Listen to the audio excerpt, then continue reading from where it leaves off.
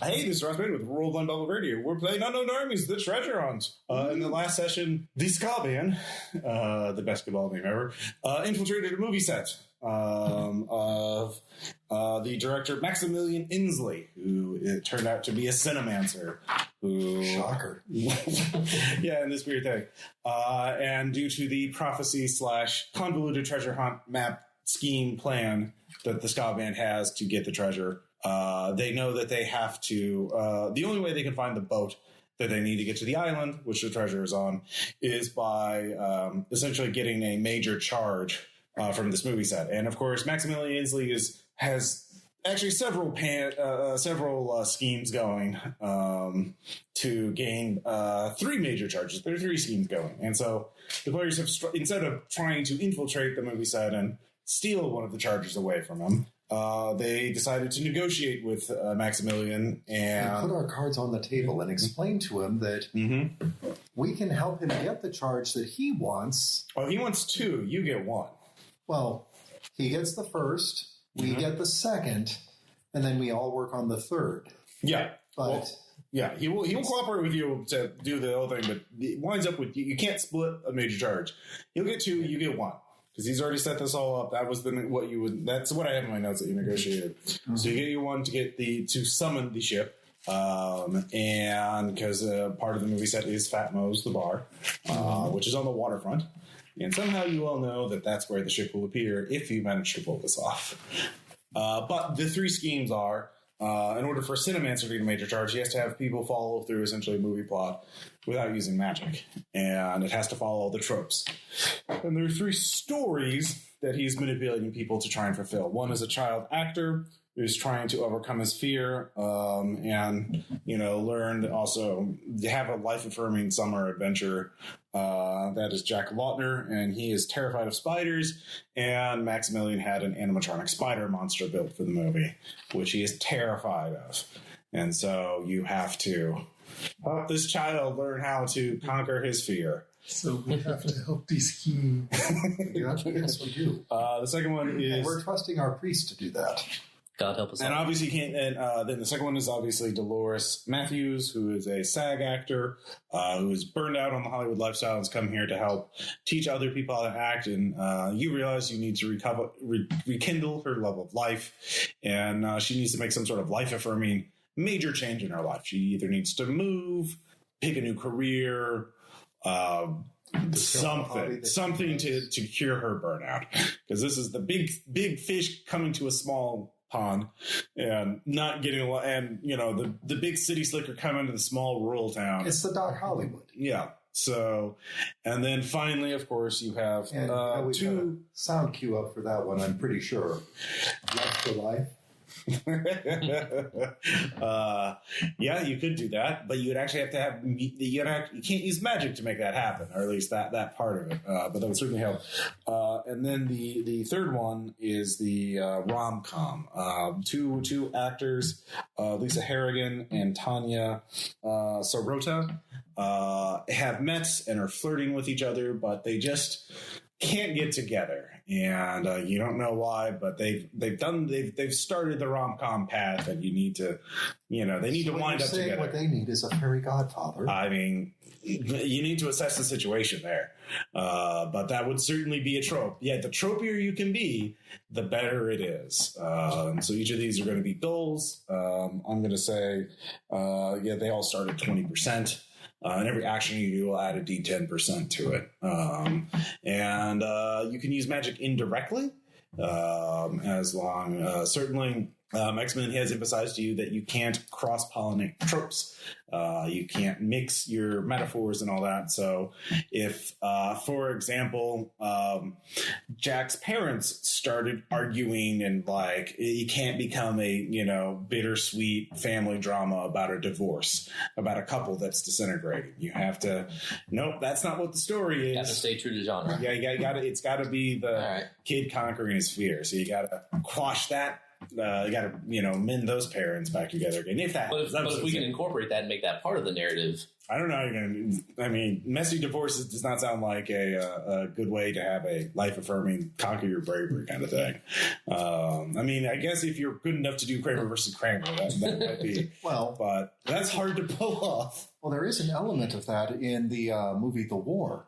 Yeah, I'm not saying it's impossible. Was a disappeared dad. Yeah, so it just means that. Well, then you need to disappear the dad.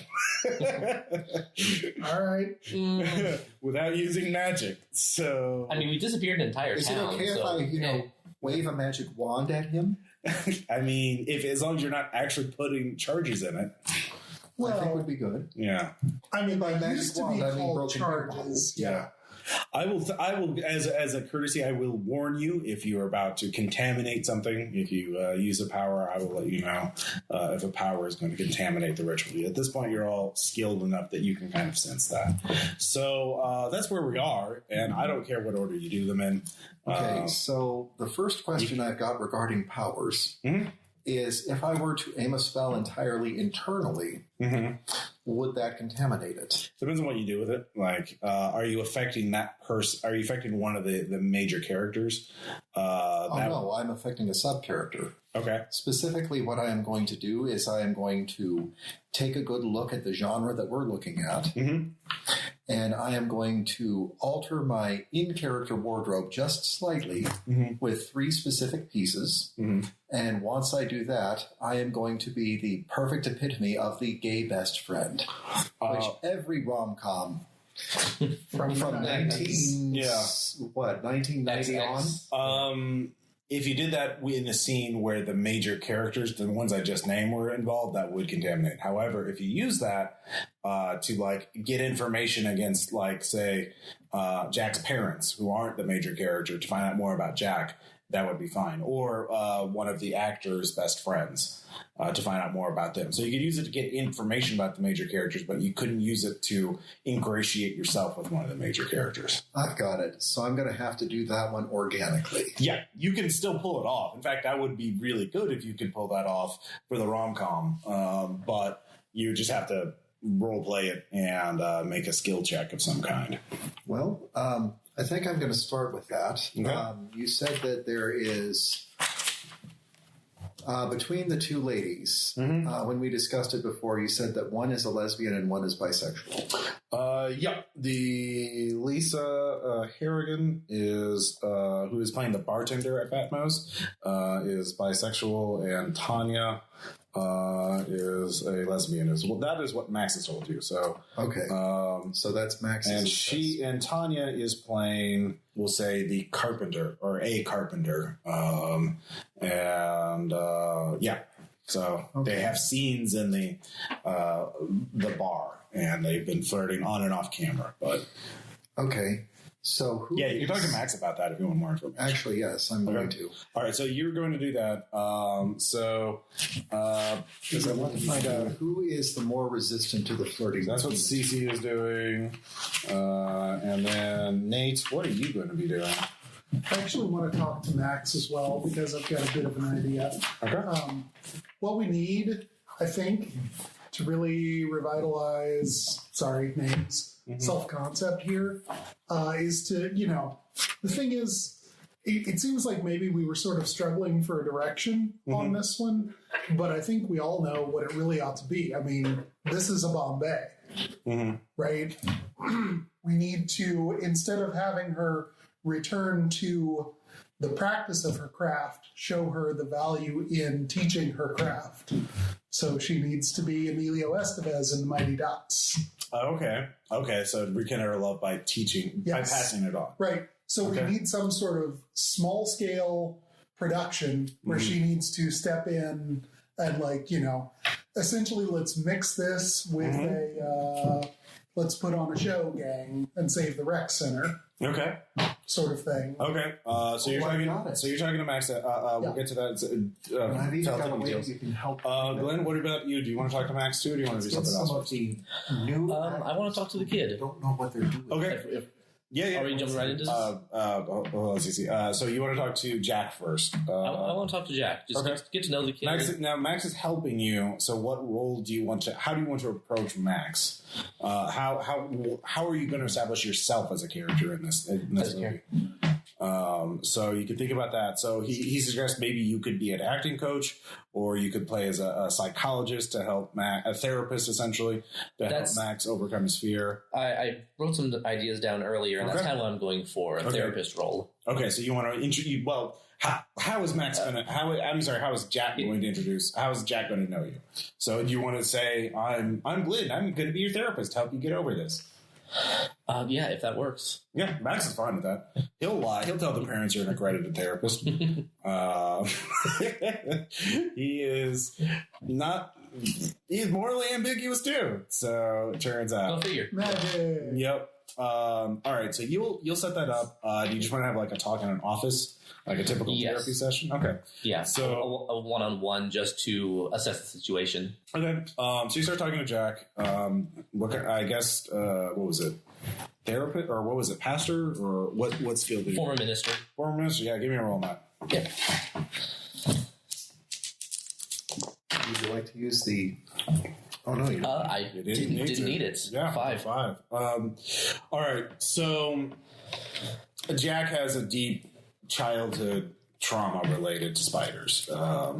He doesn't tell you the details of it, but you can tell, like, you know, when a kid is a certain age and something scary happens to them, it just imprints in their brain, and like that's it. Like, it's irrational, and Jack is old enough to know that this is kind of irrational, but he can't help. But yeah, that doesn't always help. Yeah. Does he remember what the situation was that triggered it? He's not comfortable enough telling you that yet. So, because you're new, but he is very eager to try and tell you to try and convince Max to change the monster to something else. Literally anything but a spider, Jack would be okay with. He wants to let you know he's not a coward. He likes monsters. It's just spiders. And so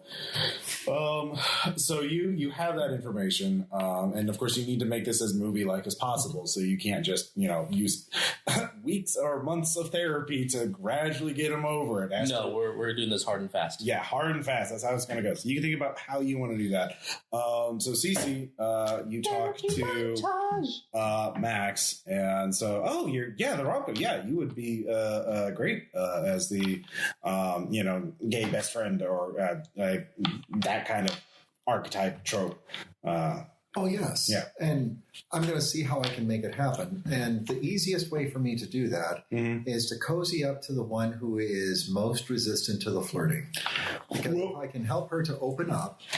I mean, that's the thing. I can't really tell, because I've been directing them, and I kind of see like that they like each other. But the problem is, off camera, there's just, and I think it has to do because Lisa is a cryptid hunter. Do you know what that is?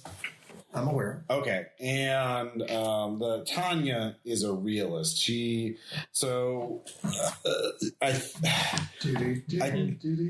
don't know what all the details are, but Lisa asked out Tanya on a date, and just the idea of it was infuriating to Tanya. I think Lisa asked her out to go like hunt monsters. There's something called a long horse. I don't know. And so that seems to be the friction. I think if they can go on one date and actually be happy with each other, they would see past it. But like that's the thing. And like at this point, it's also pride. Like, Lisa's not going to change her beliefs, just to get a date. Okay. Now that you could be a new costume designer. So that would give you time to be alone with them in a dressing room for fittings and stuff like that. So that would be a pretty easy way to get. Absolutely. Yeah. And I think Tanya needs a really big update now. You said that she's going to be the carpenter, right? Yeah, she's a carpenter. We're kind of doing the, wife beater, sort of, big tool belt kind of thing. Oh, no. We're going to go a little bit more sleek than that. Yeah. I mean, I'm sorry. I hate to say that your previous costume designer didn't know the way that they were going to design this one, but we're going to make this sleek, and we're going to make it tight, and we're going to make it sexy, and we're just going to make it pop. All right. Because we're going to make this a steampunky carpenter because we can get away with that because there's an animatronic spider over there. Now, it's going to take me... Unfortunately, I know that we've got deadlines and the project has to go, but it may take me hours of fittings. Sure. To make this happen. Yeah. I can work around that. All right, so you'll have plenty of time to talk to Tanya and dissect her and ingratiate yourself to her. Yes. Oh, yeah, by the way, Glenn, go ahead and roll a d10. Sure. 7. 7, huh? Let's see here. Here we go. All right, so with a 7, now, like I said, each of your actions that contribute to doing this will add a d10 to each one. So now Jack's at 27%, and then Dolores. So the others are at 20% right now. So, anyways, while he's setting that up, Nate, what do you want to do? So you're talking to Max. Also talk to Max. Yeah. So you wanna get her to be an acting coach to like. There's some high school students who are in the nearby thing that are really eager to like contribute, so she could teach a workshop to them and have them as extras. So I think what we really need to do though is it's not like those sort of stories just happen, right? People aren't just inspired. That's way too, oh, Captain, my Captain kind of stuff. And that's a little heavier than we want to go here. Yeah. Right? We want to keep this trophy. We want to keep it achievable. So we need to put pressure on it. So now I know that you're pretty much backing this from your own funding. And you obviously know that you're pretty much backing this from your own funding, but does Dolores know that? So if we told her that the whatever little micro production she was going to put on was going to go in front of investors to help them gauge the raise the future, stakes. yeah, okay. the future. Gosh, sorry, words are failing me right now. Yeah. The future prospects of the project. Then it's like, put on a show where we lose the rec center. People from across the lake come over. Okay. Yeah. So why don't you come up with I can put the documents, but like you come up with like some sort of and can you fake like a video or a website of the investors or something like that? Yes. Okay. All right, so go ahead and make a skill roll for that. I'm a content creator. Of course I can use Squarespace. Yep.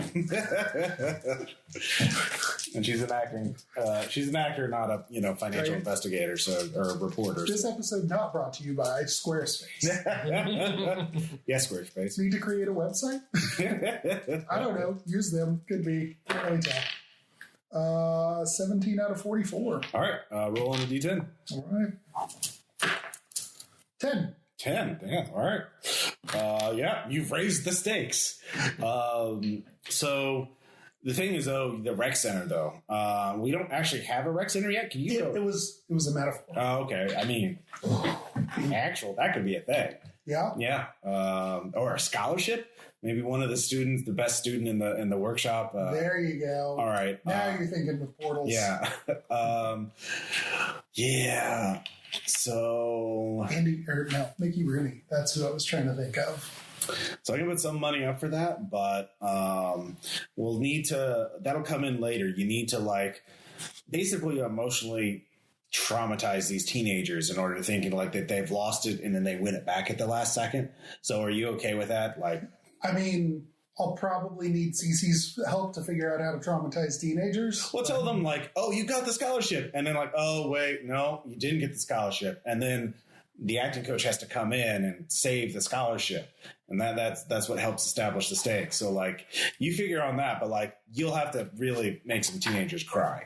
Okay. So I spent enough time crying myself as a teenager. I feel like I'm an expert. The number of scholarships available, which won't be revealed until the very end, is the number of teenagers in the production minus one. It's musical chairs. Oh, yeah, there we go.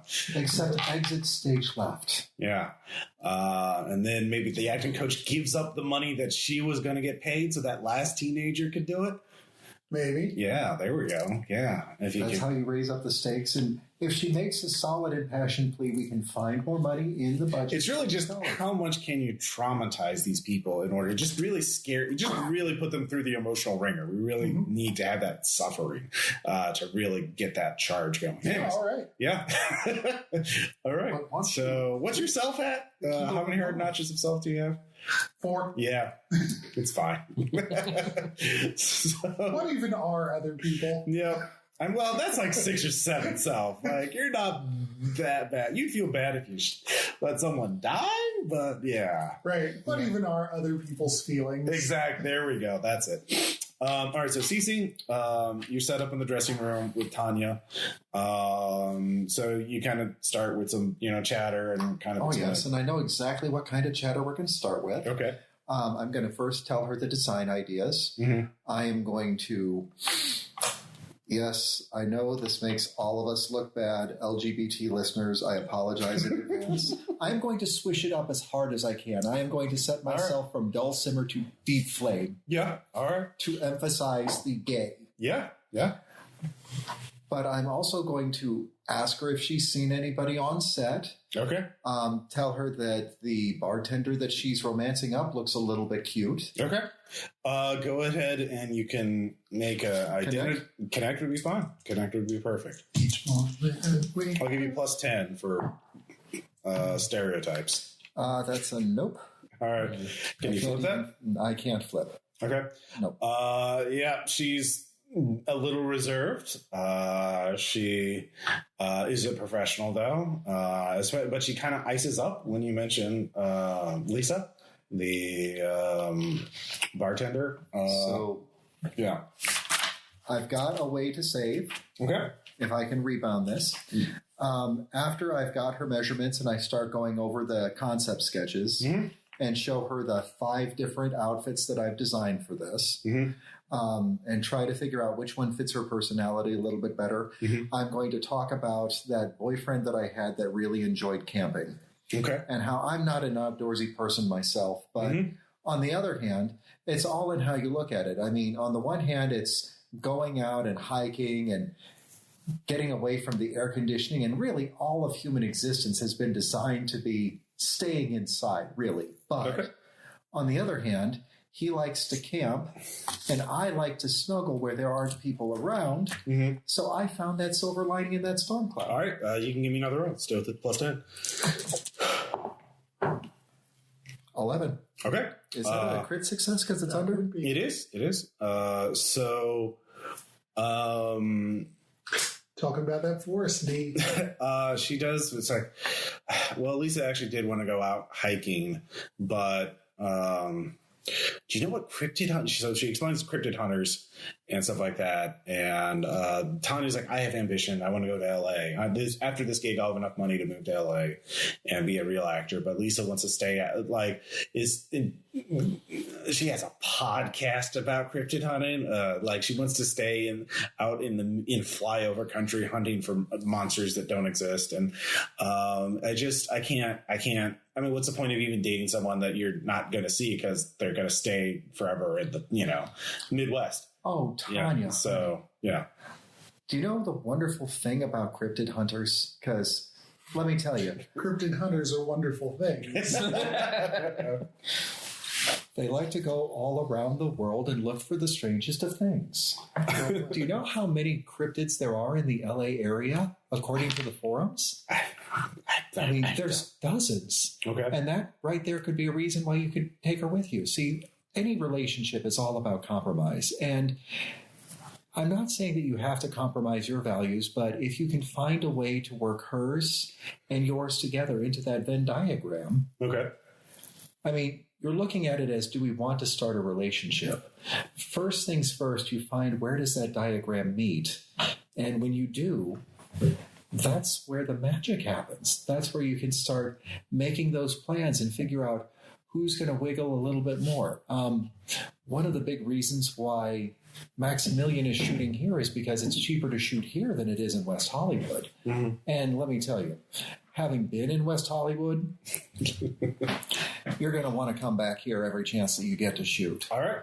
All right. She begins to warm up to the idea. Now, which top do you think is going to be more sexy? Well, I'm looking one at with all this. the gears, obviously. Well, yeah, but this one's shorter. It's like a new Stieg Larsson book, right? Girl with all the gears. I mean, this one gives you just a little bit more, a sousant more underboob. All right. So give me roll 2d10 and pick the higher of the two. Okay. And that'll be how much you advance the goal. Susan more underboob was my. I thought that was their first album. I've got a 6 and a 2, so we're going to go with the 6. Yep. All right. And thank you, easy roller dice tray. So that'll be for crit successes, is you get to roll 2 and pick the higher of the two. So, Okay.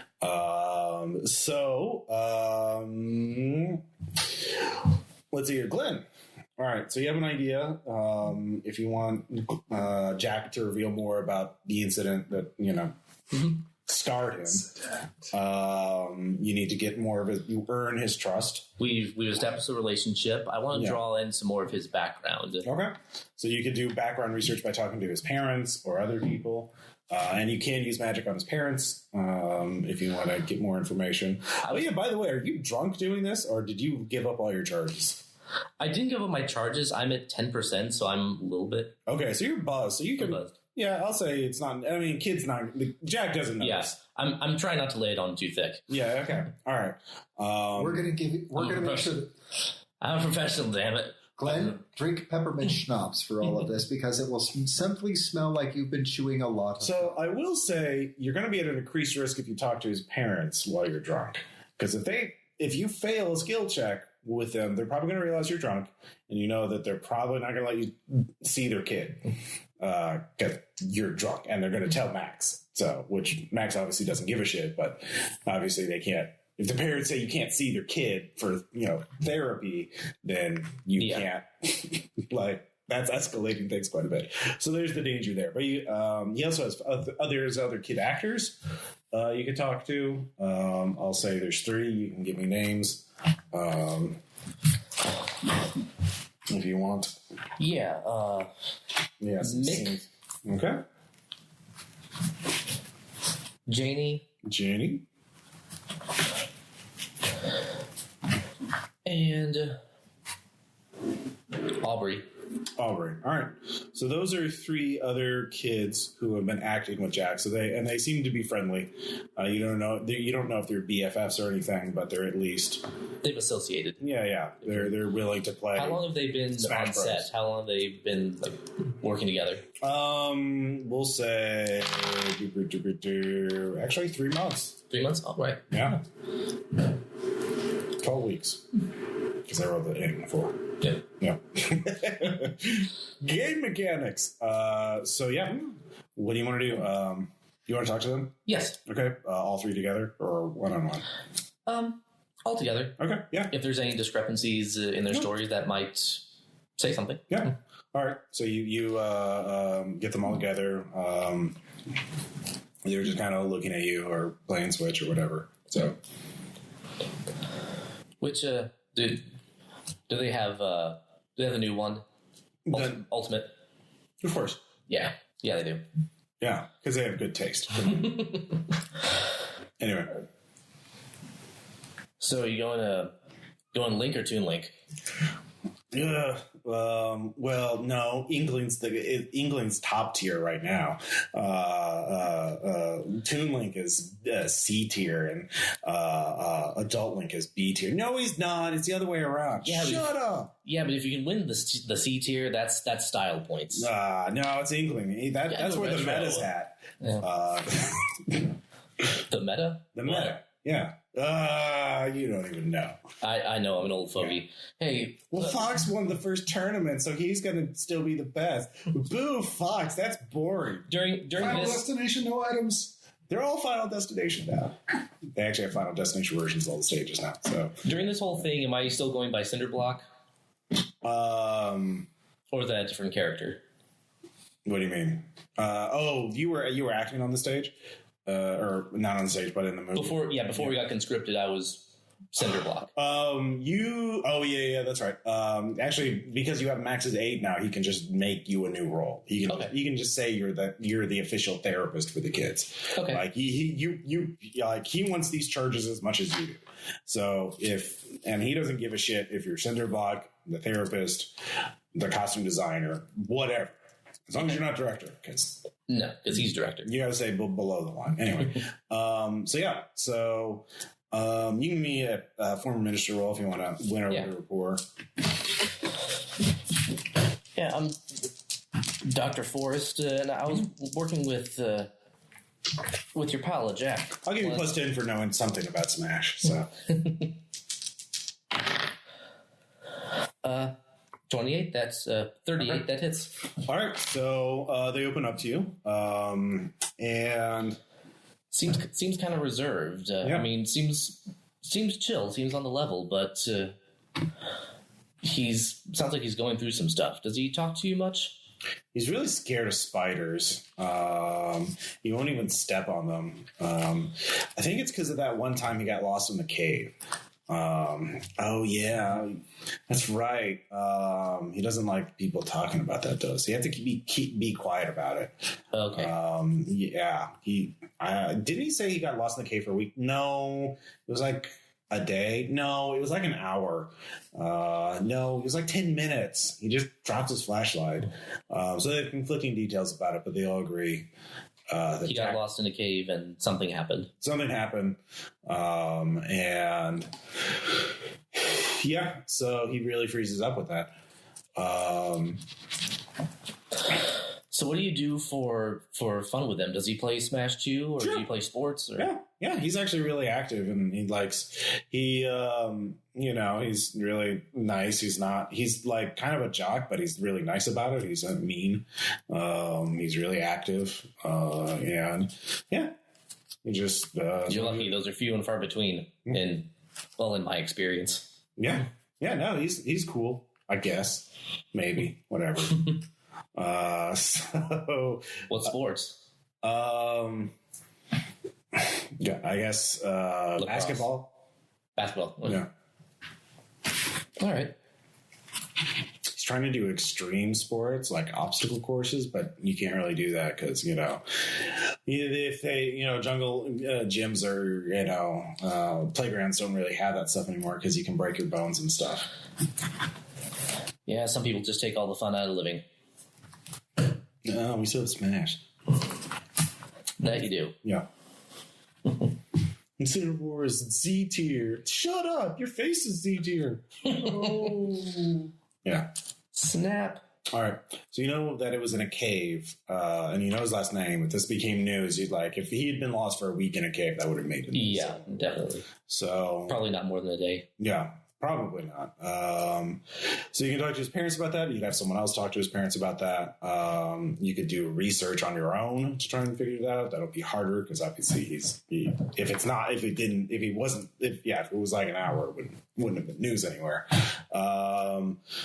But I mean, research also includes Facebook stalking. So, who knows? We'll see. Yeah. Anyways, so no information. So no, you didn't advance the goal directly, but you got more about the more information. Yeah. Okay. So, so Nate. Yeah. I am doing the first thing that comes to mind when I realize I need to manipulate and shatter some people's emotions. I'm hitting YouTube to watch some pickup artist videos. God. All right. Yourself's hard at 4, so I guess that doesn't. Yeah. That's not going to hurt your soul any. Yeah. I mean, no, you're already hard enough against this, but yeah, it is pretty excruciating. But what are you trying to pick out of this? Oh, just ways to coerce. Yeah, pretty much. Yeah. I mean, how exactly does one neg? All right. You pick up some techniques. I'll say, you can coerce whatever person's meter you want except violence. Okay. Or at least the teenagers. You're going to need Gordon Ramsay. Yeah. You can, or actually, I'll let you use content creator to coerce people's meters. Okay. for at least the It already coerces self. Okay. Well, you can also use helplessness. Let's see. It's definitely not unnatural. But any of helplessness, Or isolation. or self. Yeah. Yep. So yeah, you can be a terrible being. Definitely using that repeatedly is definitely going to make self-test at some point. So, anyways. So yeah, I'm going to, I guess, get started, using teenagers as my emotion. Okay, so, well, first you have to sell this to Dolores. So you're going to be the one to approach her and sort of explain what you want her to do. Okay. So you can have a meeting to her. How is she, how are you approaching her? As her, like, as a producer? Yeah. Or, okay. Yeah.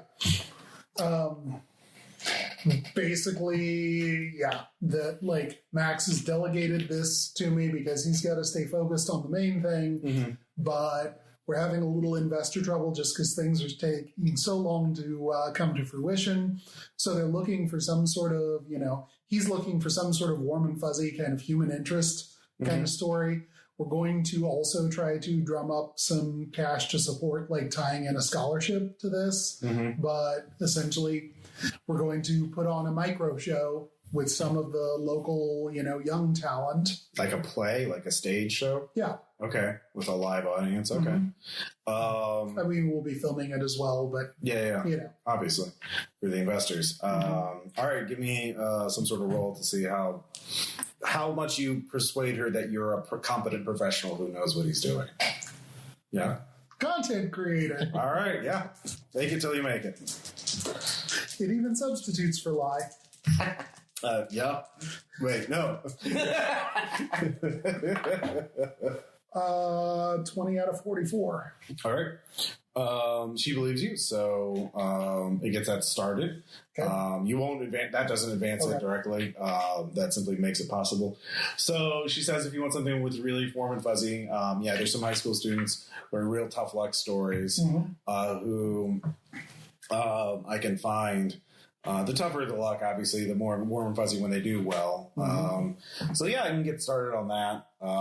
But so you realizing it, in order to raise the stakes, you need to manipulate the things like a reality show producer. So something as a content creator, you realize the first thing that comes to mind is if you do research on the students, you figure out what their emotional levers are, and then pull them as hard as you can. For example, if one of the students has a parent who is absent and just got out of jail, have them show up at the live show. Or, any family member who's just come out of prison, or the military. The one that just got out of the hospital for eating disorder. Tell them that we're going to need to put them in this costume, and don't worry, it's going to hide a few of those extra pounds. And just neg them without even, just assume that they know that they're fat. Yeah. The other thing is, of their audience members that would intimidate the students would be good. So like celebrities or whoever else, or authority figures. Other things would make the students do things that they're way outside of their safe zones. Like, let's do a real sword fight for Hamlet. You guys can handle that, or use pyrotechnics, and so, or dangerous animals. And you get the idea. So the bigger, the more exploitative, the better for the purposes of the charge.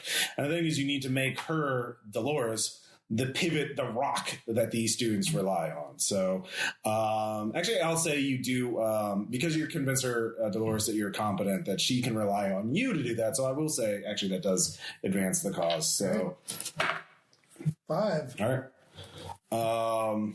Because now Dolores will be confident as long as you're confident. And Dolores apologizes for her phone not being silent during the meeting. But you need to, so just think about that. Or if you have any idea, do you have any ideas on how to up the drama already? Or of course, there's the scholarship could obviously be like tell the students right before the show that whoever's the worst doesn't get the scholarship. Phrase it that way. Yeah. There's going to be special announcements about the scholarship afterwards. We're Okay. not telling them beforehand that there are one fewer scholarships Okay. than there are. Well, do they know it's on the stake when they're performing, though? Because that's going to be really key to.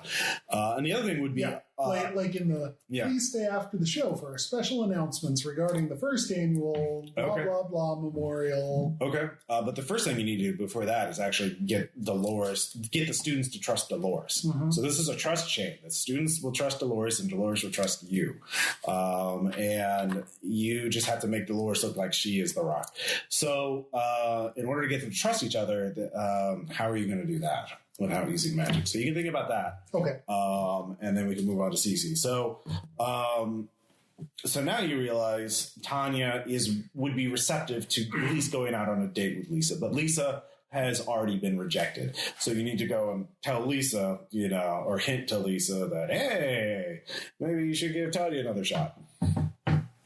So you can do the costume dressing for Lisa and talk to her, do the exact same thing, or you can try something different. Actually, yeah, let's do that. I'm still nowhere near done with the carpenter outfit. I mean, just so you know, I will have sketches at some point. Sure. Because they're in my mind, and this is going to be freaking awesome. Right. But I did notice that when I was in there the last time that her outfit didn't look exactly sexy bartender in an Old West saloon. Mm-hmm. I mean, that shirt... Well, it is post-apocalyptic rebuilding from the ashes of civilization, utopian community bartender. But, tomato.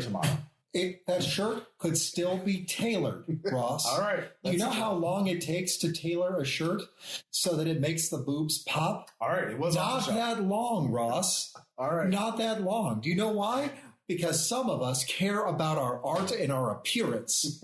All right. All right. And we're going to fix that, and we're going to put actual garters on those sleeves. Okay.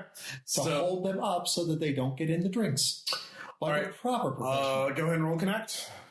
I'll give you plus 10 bonus for just that monologue right there.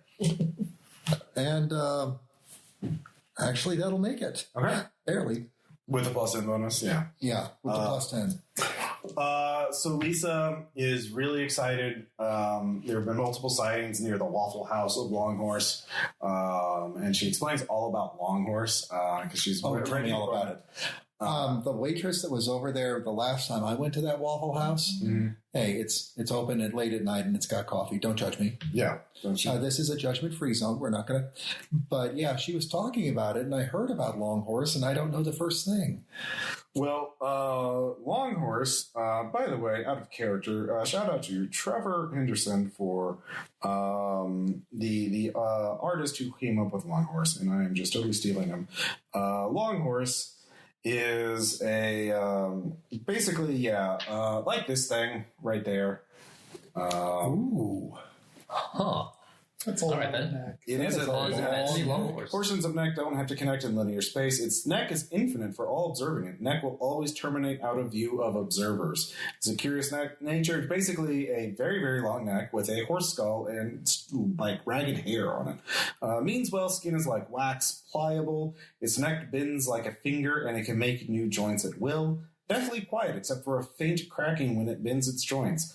Non-hostile, though its appearance is often preceding disasters or misfortune. Smells like cinnamon. Are the facts you pick up on Longhorse. So it not is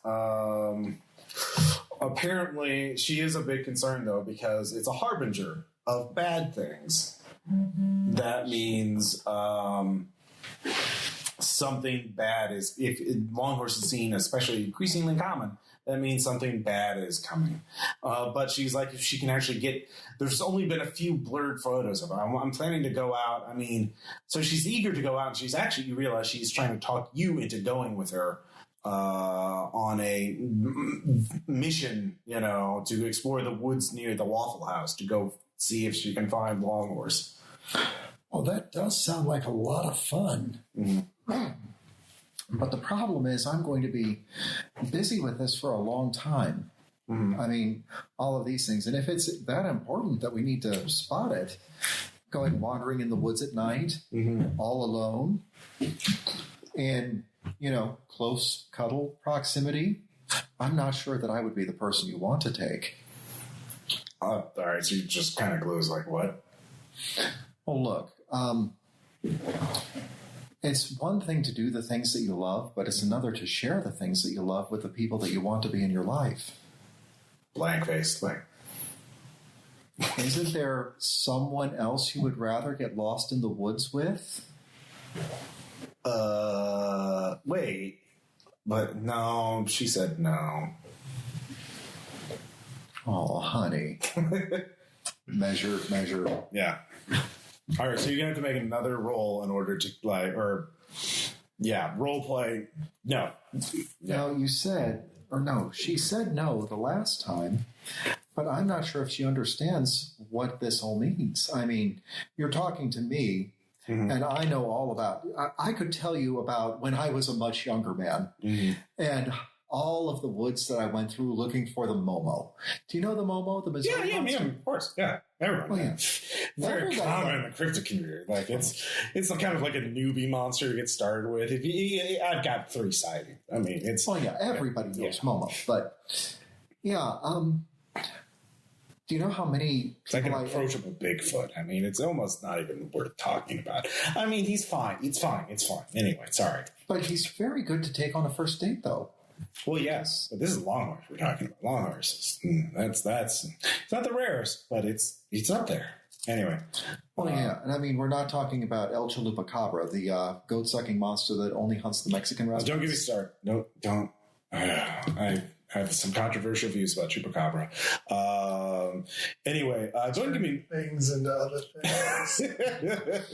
All of the I did name my character that. Anyway, go and give me another roll on Connect with the plus 1 bonus. 18. All right, so you managed to hint to her. Oh, Tanya might be still interested. Okay, but. Even if she's not interested in the long horse, maybe she's interested in the person looking for the long horse. Or you realize, or maybe it doesn't even matter. It's just, dating's about compromise, and relationships about compromise, and like even if she doesn't believe in the same things, maybe At the very least, it's a way that you can get lost in the woods and cuddle together, and oh no, maybe your flashlight battery went out and you're going to have to hold her hand. I'm a professional. Oh, okay, I get it. All right. All right, so that goes on. So that's a day for everybody. The next morning, though, actually about 4 a.m. Do I get to? Yeah. Go ahead and give me one. That's 9. All right. Basically, at 4 a.m, you were all given, like, Maximilian calls all of you, or texts you. He's like, get here now. Run. Roll out of bed, onto the floor. Yeah. Get up. All right. Get over there. So, you go to, he has you meet you on the set, and he takes you to the side of one of the buildings that they're shooting near, and they're on it in what appears to be, you hope is red paint, is a crude depiction of the PSR. And here, get some paint. He has buckets of paint with him. He's like, help me paint this up. We can't have anybody look at this. This is not a horror movie. So I looked up what this thing is, and the town of Piasaw burned to the ground recently. And I have nothing to do with that. But there's some really angry from the stories. The people of PSL are blaming outsiders for this, even though it's a natural gas leak. And do y'all bring a fucking cult onto my set? Is a cult hunting me? They're hunting you? Because I have guards here and the security cameras, and there's nothing. It just showed up. The security cameras blanked out, and then this was here. Why are you looking at me? I know nothing. I was tied up in a barn. By a cult. Oh God. Well, yep. I knew this was having help from a whole. Yep, for free. Yep, nothing. No, you have to pay for every goddamn thing. Free nothing. We're contractors. Yeah, and your bills do. Look, it's too late now. You're all involved in this. You have to see this through because I'm not going to see a year of work and millions of dollars thrown down the drain. So. Now I'm thinking. We're already making some progress. You know, I remember Lisa was looking into Long Horse, right? Yes. Okay, and Long Horse is a harbinger of bad things. Right. This is a bad thing. So, is Lisa going to go out on a cryptid hunting date with Tanya? Hopefully soon, yes. Okay, y'all three need to fucking chaperone that shit. Because you don't want a horror movie to invade a rom-com. Oh, we definitely don't. I mean, I'd probably watch it. It's happened. That's actually a good idea. No, no. Okay. Later. We're not doing genre-bending, avant-garde bullshit here. We're doing stock and trade, Hallmark movie, feel-good schlock. Because that's what gets charges. I mean, if I can ask, is that what you're doing with your major charge? Don't ask me what I'm doing with my charges. I know what I'm doing with my charges. Okay. Yeah. I just was curious if it was that, because that sounds pretty cool. No. That's just a movie. Look. And even without charges, that would be one hell of a script. All you need to do is make sure that whatever this PSL thing is, whether it's a cult, one of them, or the actual, I don't know what it is, make sure that these lovebirds don't have any idea that something spooky's going on around them. You just hover around. You just be the shield. Other than the spooky thing they're looking for.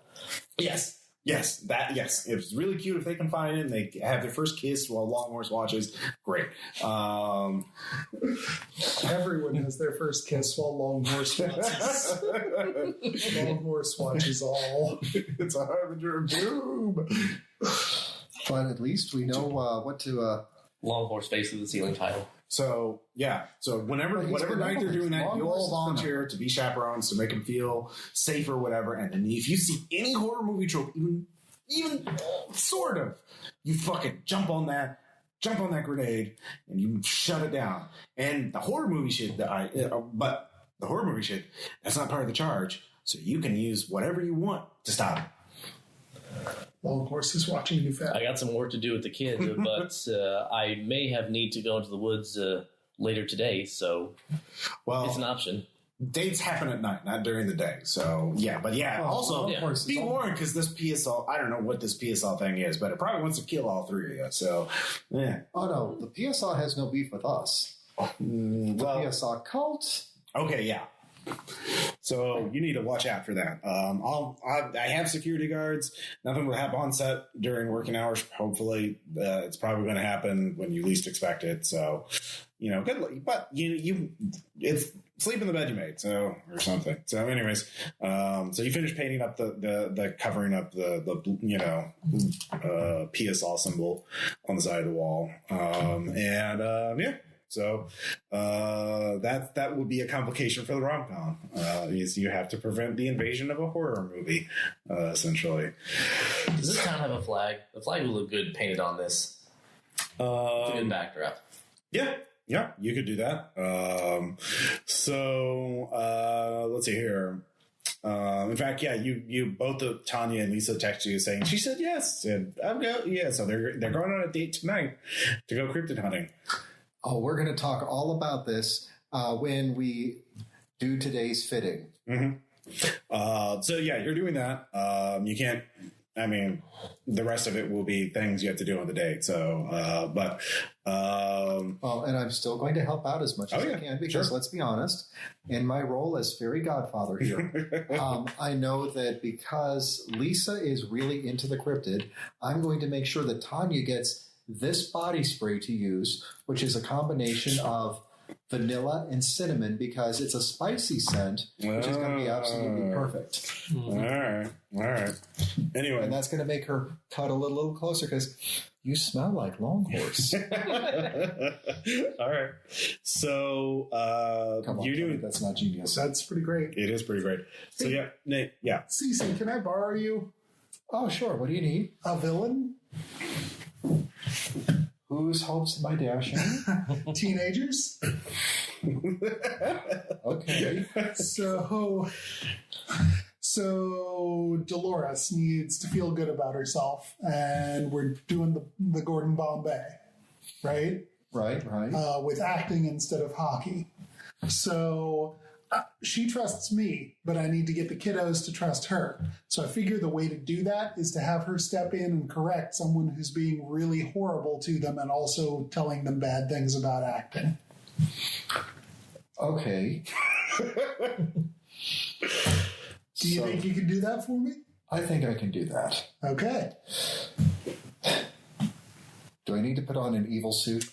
You can use, as per what I defined, you can use charges on the teenagers because it's about Dolores. So, yeah. You could use the clothes make the man thing to make yourself into a evil acting coach. I'm guessing turtleneck? Turtleneck, black beret, Yeah. Cigarette holder. charcoal slacks. Yeah. Not black because we're going to go black, off black. Mm-hmm. All right. Possibly suspenders. No. Turtleneck with suspenders. All right. Yeah. All right. Oh, that depends on how hipster am I going here. It's up to you. Like, this is a small town. You don't have to go too hipster. They're a few years behind the curve. So Okay. So we'll just go old Disney school. Channel hip. You know. Okay. So beret, yes. Cigarette holder, yes. Scarf, yes. Suspenders, no. Okay. Turtleneck, and I can even go black, and black. Horn rims? Horn rims. Horn rims or half moons? Okay. Go and Either way, really. give me a roll to activate it. Because if you do this, they'll just instantly know, that you're 50 out of 67. So yes. all right. They believe they just see you and they just know, oh, you're a big hotshot Hollywood acting coach. So you should start doing out loud and in front of the group, saying all the horrible undercutting things I'm going to say to them individually. What is your self at? How many hard notches of self do you have? 3. 3. Okay. So I'm going to do this passive aggressively. Mm-hmm. Things like, oh, yes, this one is going to be the perfect second. This one, or Zach over here is going to be absolutely perfect as your deuteragonist. He's not going to be, or I'm not going to say aloud that he is not. He doesn't have what it takes to be a protagonist. I'm just going to talk him up for the role below the one that he's in, and then just say something about we have to do something with those eyebrows. And she would be great for the female lead if she was 20 pounds lighter. All right. Yeah. So and blonde, and had cheekbones. But I guess you work with what you've got. all right. So Cici, the question for you is, like, at at self 3, but you could go harder if you wanted to. You could force yourself to make a self check and just be really horrible to these teenagers, or you could just be an asshole. But Remember high school. yeah. So, like, how far are you going to go? You don't have to make a self check because you have 3 notches, but you could push it to where you have to make a self check. It will have some benefit to the actual chance of your plan succeeding. Go big or go home. Yeah. Let's do this. All right. Up to you, man. One of those kids looks like somebody All right, who gave you a self lot of 4. shit back in the day. Self 4 is, I believe, knowledge? Defend with notice. Oh, defend with notice. Yeah, go ahead and give me notice. Let's see. And Style Magnet will substitute for that. 46 out of 52. All right, add a hard notch to self. You're not a good person, or as good of a person as you thought, as you make them cry. Some of them, several leave the room. There's others who just have quivering cheeks. I mean, they're just... Oh, Dolores, you have got to go save them from this hack. Yeah, exactly. So Dolores comes in, and so go ahead and give me content creator I with a don't plus like his 20 accent. bonus. It's far too Midwestern. You need more definition in your voice. You sound too American. 57 is definitely under 64. All right. Go ahead and roll a d10. Right. 3. All right. They can't all be there. But you did advance it. Dolores saves the day. You played the role of the villain perfectly. And it doesn't even feel bad. Huh. That's weird. And the Dolores comes in and she then, gets tissue to clean them up and gives them all one-on-one talks to boost them. And so she just comes in and saves them. And they're just very grateful. It's very heartwarming. So good job. You're already at self-4, so you're like, yeah, this would be a great YouTube video. So teenagers, teenager can't handle the truth. Should I dial it up a little bit more in my next appearance so that she actually gives me a stern talking to? Oh yeah, Dolores says you're fired though, so you can no longer play that role. So okay, yeah, that's fair. Yeah, she won't recognize you as a costume designer because you use the so. And I also used a wig and not my real glasses. These are costume glasses. In fact, I don't even think these have lenses in them. Yep. So but you can't play the villain anymore. But yeah, that advances it. So next up, Len. Hey, Jack. Mm-hmm. Listen, I was thinking of a little team building exercise. Talk to your friends a little bit, and they said you're into athletics, into sport. Mm-hmm.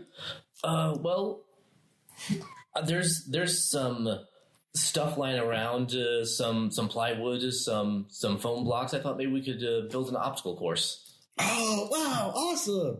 Yeah.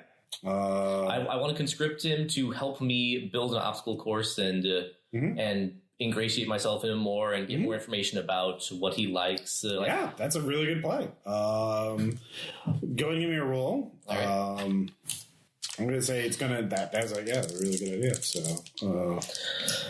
I'll give you a plus 10. Okay. For a minister for the persuasion or fitness for the whatever's higher. Whatever's higher. Okay. No. Okay. Not so much. I'll still give you some points because it was a good idea. Roll D10 and then just divide by 2. 6, 3. Yeah. So you build it. Jack does open up to you a little more. When you try and make one section like a tunnel, it's like, no, I don't like that kind of thing. I had a bad time in a cave once. I dropped my flashlight, and I got lost. It was really dark. And then he just kind of drifts off, so he doesn't. So, you get some more information about it. It wasn't for too long. And then the waters came, and then me and the rest of the team were trapped at the back of the cave until the seals were able to pump the water out. Elon Musk was there. No, that's not how that happened at all. He didn't even. Anyway, so you get that information from him. And you realize, in order to get more of his trust, you try and get more information. I guess your strategy is to try to recreate the thing that scared him and force him to confront it this time. I'm working up to that. Okay.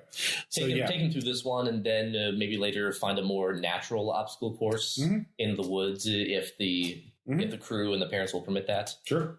You can also ask Max to rewrite the script so that the confrontation happens in a cave to make it scary. Really drive it home. Yeah. What's your self out, by the way? 4. Yeah. All right. Yep. Yeah. You're all. We can traumatize children now. Yay! We're horrible people. It's an RPPR tradition. Yeah, you're not the worst. I mean, you're not. Nothing breaks your sense of self like stealing a dog and almost shooting somebody. Yep. Yeah. So, that advanced everything for a little bit. Let's see here. Really the next thing is the date. And unless you want to, because that all takes some time for all of you to do that. So to advance all those things. So let's see here. You can easily, without even having to roll, add the three of you to the expedition, to go find Longhorse. And you'll just meet at the Waffle House after dark, and then head out from there. Is how Lisa wants to do it. Absolutely, because you know what works great? Why don't we take 3 more people on this date so that she doesn't realize that it's a date and it's an expedition, but then when the time comes, you guys go off one way and we'll go off the other way, and you'll have some nice alone time in the woods. Well, we'll see Longhorse. Lisa still is really excited about seeing Longhorse. So she's... Yes, we'll definitely see Longhorse in the woods. Yep. So... Or... Prop master? Yeah. Or, conversely, maybe you won't see Longhorse, but maybe you'll see... I don't know what do you call seeing somebody who wants to hold on to you in the dark and snuggle close and a date? Okay. Yeah, but I mean, I really do want to see Longhorse, but yeah, no, I get it. Eyes on the prize, Lisa. Yeah. So, eyes on the prize. All right. So, Tanya. Tanya says that she's looking to move to Los Angeles. Yeah. And do you know what you can find in the hills of L.A. if you're looking hard enough? What? Where? Well, I don't know. I thought you were the one with the cryptid podcast. Oh, I focus in the Midwest. West Coast kind of heavy. I mean, with the fires and everything, it's not like this is also, I'm trying to cover like the Midwest. There's so many West Coast cryptid hunters. I mean, it's just so much scene drama. The Bigfoot wars. Oh God, the Bigfoot wars. Well, now see, I thought everybody knew that hunting for Bigfoot was gauche, but on the other hand, if you're I'm just talking about the forum wars, the flame wars about Bigfoot and what he is. Well, yeah, but don't you know that the Hollywood Hills Hopper? He's a time traveler. He's not an ape. He's a time traveler from the distant future. Hollywood Hills Hopper, West Hollywood. It's like a jackalope, okay, but people believe it's an American version of the. All right, roll eye. I assume you're making that up. For all we know, it could be a roll. I mean, yeah. It is now. It certainly sounds... Yeah, go and roll. But you know, what's better, hunting for Longhorse by yourself or Hollywood Hills Hopper as a duo? All right, roll eye. I make? Okay. Yeah. I'll give you a D10 divided by 2 for that, so... So that's a 7. So 3. You need a partner. You need someone to banter with. Yeah. So, anyways, that conversation goes well. So, is there anything you guys want to do before you head out on the expedition to find Longhorse?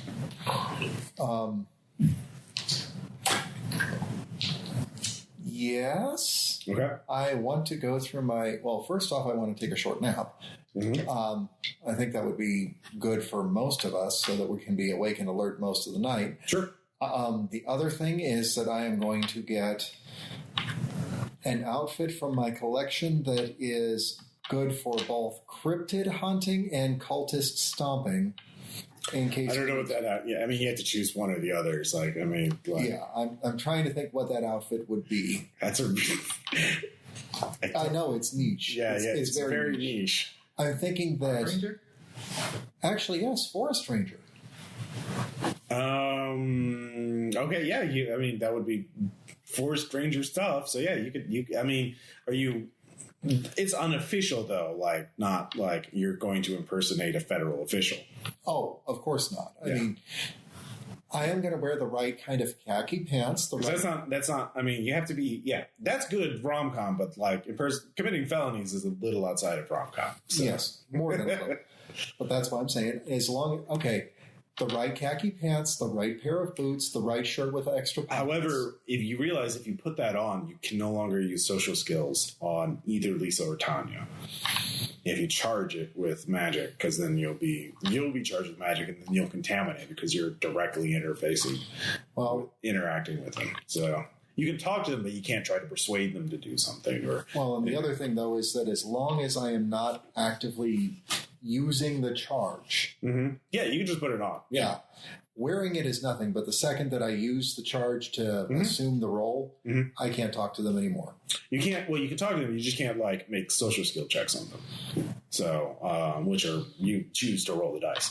All right. So yeah, you put those on. Nate, is there anything you wanted to do before you go out on your cryptid / group date expedition thing? Chaperone the two lovers. Yeah, it's complicated. I mean, post a podcast, but apart from that, Yeah. what does one do before one chaperones a group date / cryptid hunt? Make sure that this gun is fully loaded. It's a very Gen Z question. It's a very 2018 question. Oh, so want to die. That's what I should do.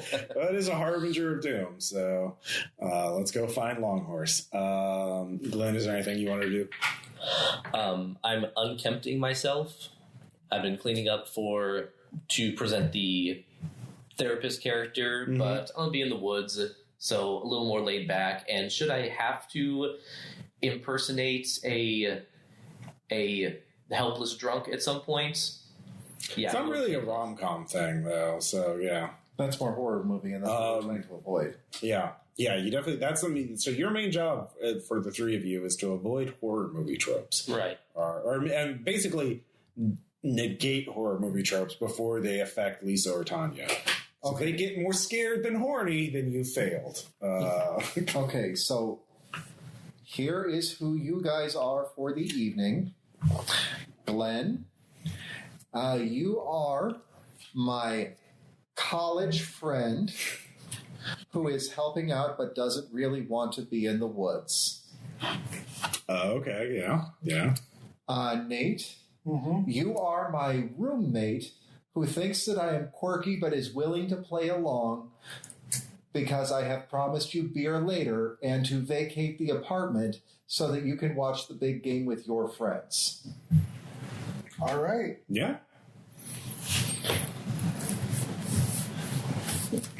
And this is how we can chaperone the date without actually buying into any of the horror movie tropes. Yeah, those are good rom-com characters. Right. As you all are you all taking separate cars, or are you all going to show up in the same one to the Waffle House parking lot? Well, I think that we should show up in at least two. Okay. Lisa and Tanya obviously show up in different cars. So there's a bunch of cars in the parking lot, but it's a Waffle House, they don't care. But the three of you roll notice checks. I miss, but I'm going to flip that with Fear of the Mob. Okay, yeah. Which I think is very apropos for this. That's a critical success. It is a critical success. And I got not one. All right, you're fucking. We found it. You're on edge. There's an old man muttering to himself, drinking from a brown bag, and he is drawing a crude PSA in the dirt. With a critical success and a 1, which is also critical, I believe. You realize he is the person who, like the old scary person who warns the protagonist that don't go out there, you'll die, and is obviously laughed off and ignored. So you need to intercept him before he gets to Lisa and Tanya as they're getting out and having an awkward conversation as Lisa's getting out her cryptid hunting gear. I mean, camera bag, waiter boots. Right. Yeah. I'm just going to run on over there. Yeah. I'm going to grab Lisa and Tanya, and I'm just going to go, girls, you know what's going to be really good before we go out into those cold, cold woods? Let's get some hot coffee and a waffle. I hear they do an amazing blueberry waffle here. Why don't we go in? All right, so you're herding them away. Hey, old man, any pronouncements of doom? Yes, the bird of fire. It's been released from its cage, and it is those who have been burned by it are seeking those who have freed them. It's out in the wood. I walk over a and, man and who is step dead all over but still his alive. symbol. Yeah, all right. So you intercept the symbol, Yeah. He has this crazy. I've seen it. There's a killer out there. He's dead but alive. He's looking for those who freed the demon, the angel of death. You'll die. You can't go out in the woods. You'll die. Tell me all what's your about it unnatural? over here. My unnatural is at 6. Yeah. What's your unnatural at? 5. Yeah. Whatever, old man. I don't give a fuck anymore. Having an eerie prophecy of doom is nothing now. So good job. But yeah, you need to get him away from the Waffle House. I give He's this a very 3 drunk. out of 10 as far as drunken prophecies go, sir. You really should up your game. All right. So how are you going to get him out of here? You can physically escort him Bodily away. force. Wait a minute. Bodily force, that's it. There you go. Pour Jaeger into his whiskey, ka-chunk, and then just pour it down his gullet until he goes night-night. Yeah. Or we could just promise him a bottle of Mad Dog if he'll come to the gas station with us. Give me a connect to convince him to. That's really cool. Why don't we go talk about it over a bottle of Mad Dog? I can't even flip into that. Okay, he's not. Okay. All right. Drown his Glenn, do you have a Drown chance? them all. Do you want to Drown. try do something? Look, I got responsibilities around these parts. If there's something going down, I need to know all about it. Come over here, away from the Waffle House, because there's people, they might get spooked. Tell me all They about need to be spooked because they're the killers out there. They They're don't- spooked. Then be dead. They don't need to be spooked. You know what happens They to people? do. You know what happens to people when they're in a crowd and they get panicked. They start running around. People get knocked over. We need to take care of this in a calm, orderly fashion. Okay. That way, because if there's a lot of noise, You're lying. But because if there's a lot of noise and panic, that's going to draw the creepy crawlies closer. maybe you can roll former minister if that's higher. Yeah, I'll do that then. Don't you dare sulfur and brimstone 17, these people. That's 27. my job. All right. You convince him to come over there. So you're gonna have to distract him for a while, or get him really drunk so he passes out. So I have liquor. you do have liquor. That will take quite a bit of your liquor, though. He is quite the drunk. I will risk it. Actually, no. You heard the gas station plan, so you can basically do the same thing. You just Okay. had a different approach to it. So Yeah. it'll take you some time. So you'll have to catch up to them. I listen to his mad ravings over. And he a passes bottle out at of- the gas station. Yeah. Excellent. Or behind the gas station next to the dumpster. Sure. So, Prop him up. Make sure he's not going to choke on his own vomit or anything. yeah. He's not dead. Throwing him in the dumpster would definitely be a violence check. Because, He's out. He's out for a while. yeah, you don't Yeah. he could, bad things could happen to him in a dumpster. Nothing good happens in a dumpster. That would not be good. No, we're not doing that. He's So, threat neutralized. We're good. yeah. So, yeah, the first of the tropes has been averted. They have a nice little conversation. It's very flirty over waffles and coffee. And then you all meet up and you all head out into the woods. So let me introduce my old college buddy and my roommate who's just playing along. mhm. Hello. All right, all three of you roll lie. As long as it's not gonna be too bad as long as if you crit fail, let me know. If you crit succeed, let me know. If I'm playing a college buddy, does my drunk penalty apply? All right, yeah, good question. It does not apply. Why? In character. I can't flip that. Okay, so is that a regular failure? That's a regular fail. Okay. I'll take my freebie Okay. to flip that and make it 25. Okay. So I've got a success. All right, so 2 successes and a failure. All right, it's not bad. It's not. Yeah, you're still in the rom-com genre. You're all beginning to feel the charge. You're beginning to your senses are tuning to tropes. You're almost you're sort of getting a glimpse into what it means to be a cinemancer. So you realize now that his taboo is that if he sees a movie trope, he has to like live up to it, or he loses all of his charges. So if he was being in a car chase and he saw a fruit stand, he would have to drive through it. So if you ever want to turn against him, you know how, if you could figure out clever ways to do that, you could, yeah. So, but yeah, it may interfere with your mojo a little bit. So, but so far you're fine.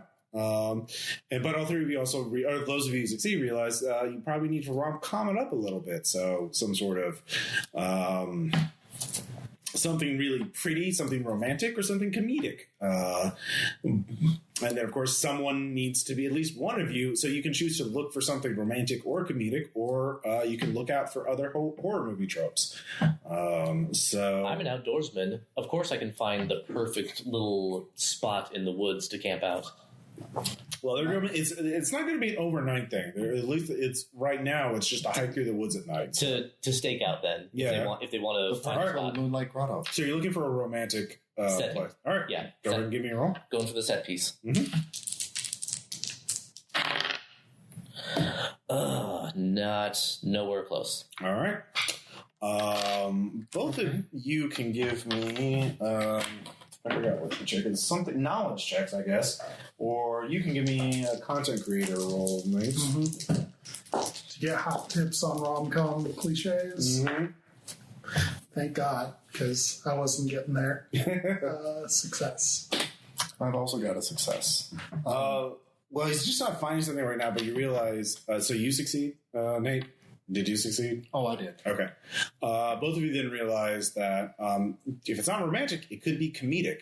So you could nudge him to find someplace like out of place or weird, something funny. So, for example, a place with like a dump site, like just weird garbage that's like, the opposite of what we're looking for. Yeah.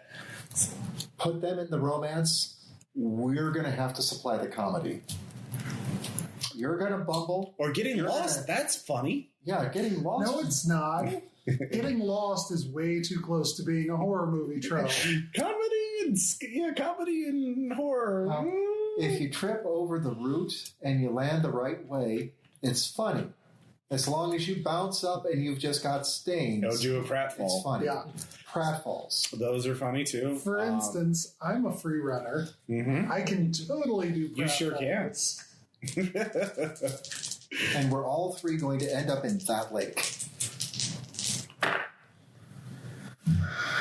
Because you're going to trip. Glenn's going to go and pull you out. Did you fail? He's going to trip and fall in. Hold on. Okay. And then I'm going to try to pull you both out and then not understand the way physics works, and I will be the third man in the water. You know, my fear is being forgotten. And I think being involved in a hilarious three-hander comedy pratfall would mean our contribution to this is not forgotten. Well, yeah, if you're in the spotlight, you don't want to fuck it up by having a bad pratfall. Yeah. You want to be memorable. Clearly. Yeah, so that'll flip to an 05. All right. Yeah, that succeeds. It hurts a little bit, but not as much as it could have. So it's very funny. They all bust out laughing as you roll into the bottom of a hill, and you come up with a banana peel on your head as you knock over a garbage can. Sorry, first day with the new feet. Yeah. So that's funny. So the thing is now at least one person needs to look for horror movie tropes they have to avoid. So that would be you, since you're the only one who hasn't done anything yet. I can't even flip that one. Okay. That's a regular. It's not a crit fail, though, right? No, it's not a crit fail. Okay. It's just a fail. Okay. So with a regular fail, you come across they all laugh and that's very casual. You all walk down the hill to meet up with Nate. and help pick him up as, you know, he's pulling banana peels off his head. And then Where do all of these banana peels keep coming from? Tanya finds, hey, weird. Look at that weird symbol on a tree. It's, I guess teenagers do that, and you see a red painted PSA bird. That is very creepy. So yeah, a little spooky. So unless someone can spin that as something not scary at all. Oh, you mean the ancient good luck symbol over there? Oh, that's wonderful. That means that if we run into the long neck horse, this good luck symbol will cancel out that bad luck. This is an angel. But that's not connected with long horse at all. I don't know what it is. No, I think you've got it wrong. Isn't that the Amarillo tree chicken? That's not, what kind of cryptid is it? It's not a cryptid at all. Yeah. It's pictography. It's a pictogram. It's how the Native American culture, local to this area, wrote "I love you," and I think that's beautiful. It looks like give me lie with plus 10. You mean loving fuck.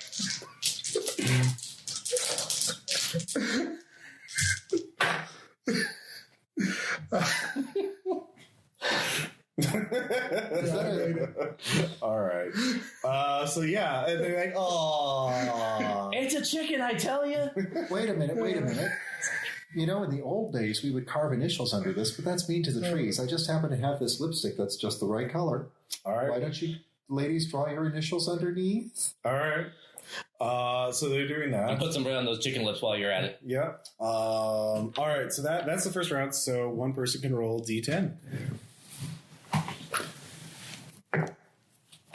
10. All right. I'm sure, but All right, you're at 48% right now.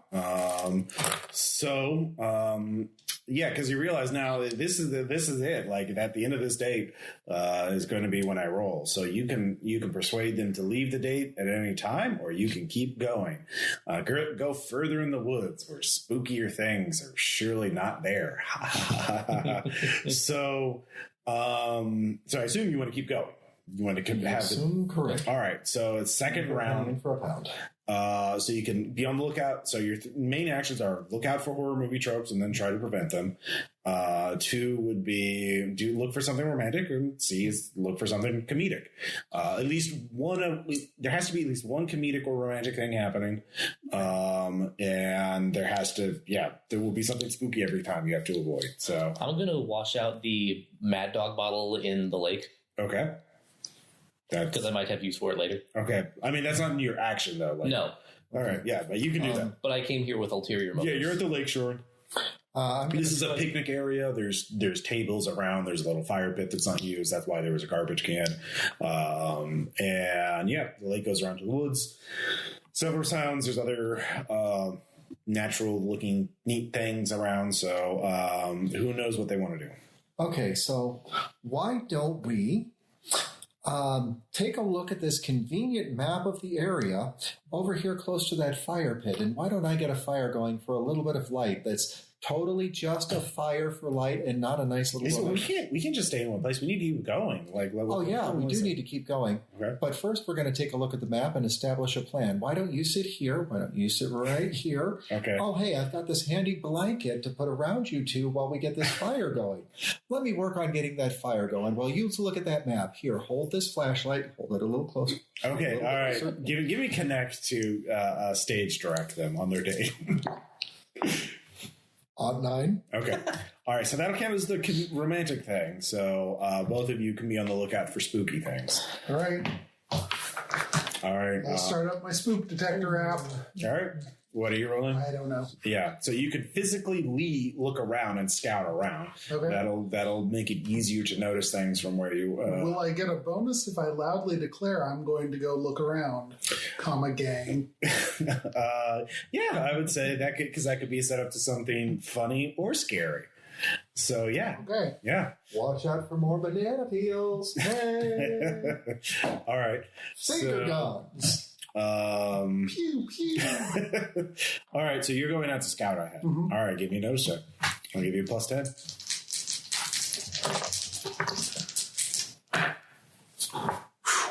Can't even flip that. All right, well, it's the woods, all right. They're the woods. These woods are lovely, dark, and deep. So, Glenn. Well, we got the romantic thing going. Can you notice? I can notice, or I can outdoorsman. Yeah, either one. Yeah, outdoorsman will work too. You're supposed to follow the trail, idiot. All right. Come on, follow me. All right. So you're heading up with him. Yeah, I'll give you a plus 10 bonus too because you're out ahead. Wait, drunk penalty. Yep. Nope, that doesn't do it. Can you flip it? Well, you get a plus 10 for going out ahead. Right, so... Which would negate the drunk penalty. What's your skill at? 45. That's 54 plus minus. Yeah, so it's if you flip it, you would succeed. All right, then. Have you used your freebie? I have not. Yeah, you might want to see if any of your motivations were first, because I'm trying to prevent interlopers from harassing our good guests. Mm-hmm. So, mark my rage. What's your rage? Harassment, dehumanization. Oh, yeah, sure. Murder is a form of harassment. Yep. And stopping someone from being human and living anymore is definitely dehumanization. Yep. I would count that. All right, so the two of you see what the problem is. There's a bunch of little wooden PSL things hanging in strings from trees, and some of them have like little bird corpses strung up in them. It's very original. It's not at all based on another horror movie. Lovely. Well, those are coming down. All right. Well, that's the thing. They're up in the trees, so someone's going to have to make free runner. Yep. I'll roll not the drunk. Crit fail. Ooh. Yeah, that's a crit fail, all right. So now removing the horror movie tropes can be used with magic, but I don't think anything that would help that. So yeah, you fall and hurt your leg really bad. That's not funny anymore, and they're still up there. So in fact, you hear a crunch from out there. Like, are they okay? Oh, yeah, they're fine. Bobby does this all the time. Mm-hmm. Oh, that Bobby. All right. So you're playing it up for now. I laugh out loud at you to drown out the ominous sound of injury. All right. So, yeah, you're injured. You can't run or do anything like that with your leg anymore until it gets looked at. So, what do you do? I'll give it a go. Outdoorsman, and I will hold my liquor to not take the penalty. Are you trying to get rid of the sticks? Trying to get rid of the ornaments. Yeah, the ornaments, yeah. That's what you were doing. Player what?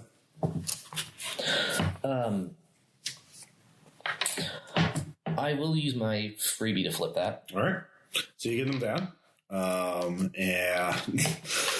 Nate, what are you going to do with your, do you have first aid? Can you treat yourself? I do, actually. Again, with free runner. Yeah.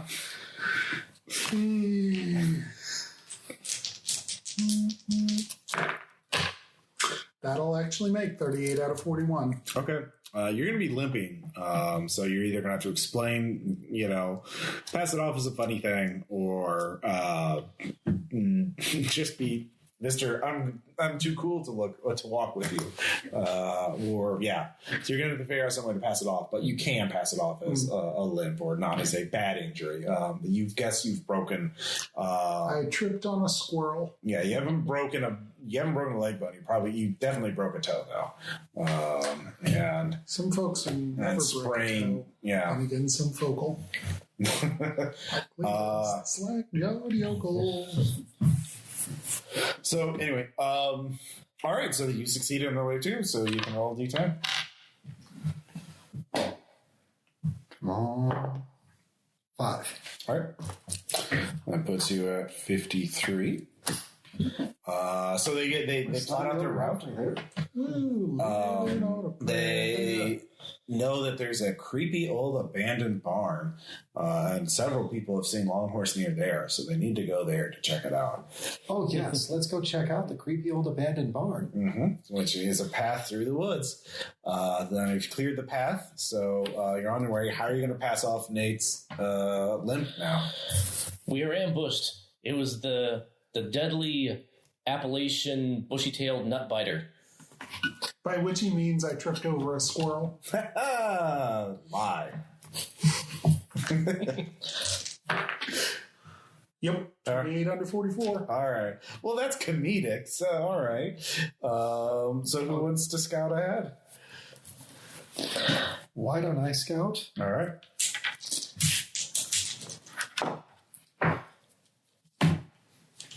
Every time I try to notice, I roll a 78. All right. So I see nothing. are you scouting out ahead?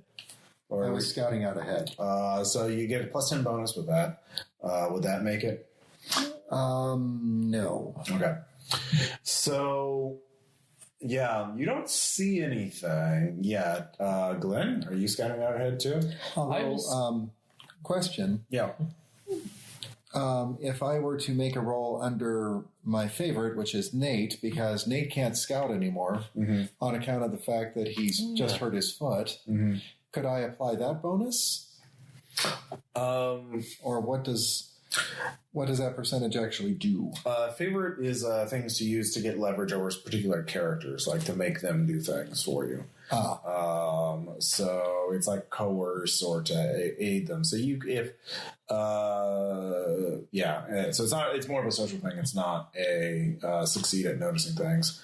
Now you can, if anything you have magic wise could help you notice things or detect or divine danger. You could use that because that's horror movie and that has nothing to do with the romantic comedy you're doing with. So, well, since I am trying to see things and I am dressed as a park ranger, okay, I could do that, but it means that I can't social with the girls anymore. Well, I mean, the thing is, you can dismiss it. You could end the effect whenever you want. So you could just use the charge for this one roll and then just stop it.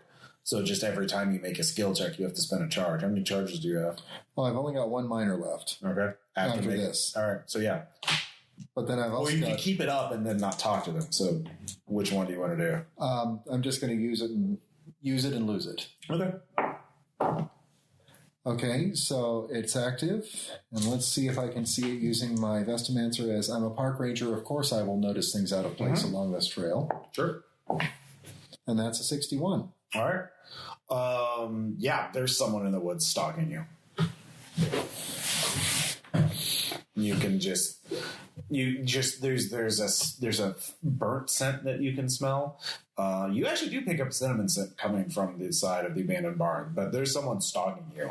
And you realize that if you cough in time, you can do that before you hear any twigs snap. You need to make some noise to keep them from foreshadowing. Oh, what was that in the woods? So you're being stalked, and the killer, or whoever this person is trying to creep you out by making sounds in the forest. So you need to cover up the sounds and sort of anticipate them. So, okay, so I'm just going to take my cell phone, type back to Nate. Your cell phone's out. The battery's dead. Okay, I'm going to take my power bank from the pocket of my utility belt. Park ranger. Nope. It's dead too. You get a sense that maybe the killer has some mojo of their own. Anyways, Glenn, what do you go? I assume you can whisper conspiratorially to each other about this. So you have an action. As you right now, Nate, you're the one being the funny, like, boy, the times I've broken things, and regaling them with your parkour skills that normally are a lot better than this. So what's our play? We want to draw this person out and take them down, or just cover their noise. Right now, you realize, cover their noise. They're not ready to attack you yet. All right, but yeah. So just think of some. Then I'm gonna spend my action making noise and also trying to pin down where this person's coming from. Okay. Just so we can. What kind of noise are you making? Hollering about the beauty of nature and these trails, these must have been. Oh, there's deer tracks here, and there's a perfect jogging path that's been here for. You really months. fucking love nature. Yes. All right. And if you look over there, there's where one of those bears went. How you doing? That tree is just the right size for hugging. that tree wants me. All right. Yeah. 3. All right. That hits. All right. Yeah. Loudly talking about how much you fucking love nature. Turns out to be quite funny and quite covering up the sounds of the scary killer that is out watching you all. 2 tropes, 1 stone. Oh, damn it, Bill. So, yeah, you continue on. So, a person can roll a d10. Does somebody else want to roll it this time, or should I keep going? Yeah. It's your bit. What? That's a 1. Well, it's progression. I will say if you roll, if you do both romantic and comedic in the same thing, you can roll 2 and keep the higher of the 2. So Okay. but that means that you only have one person to deal with the spoopy thing. So, but yeah, as you do that, as you get to the barn, actually, Lisa's like, wait. All 3 of you roll notice. Oh, now I see it. Yeah. Yeah, no. Fail. What's your natural at? My unnatural is at 5. Okay.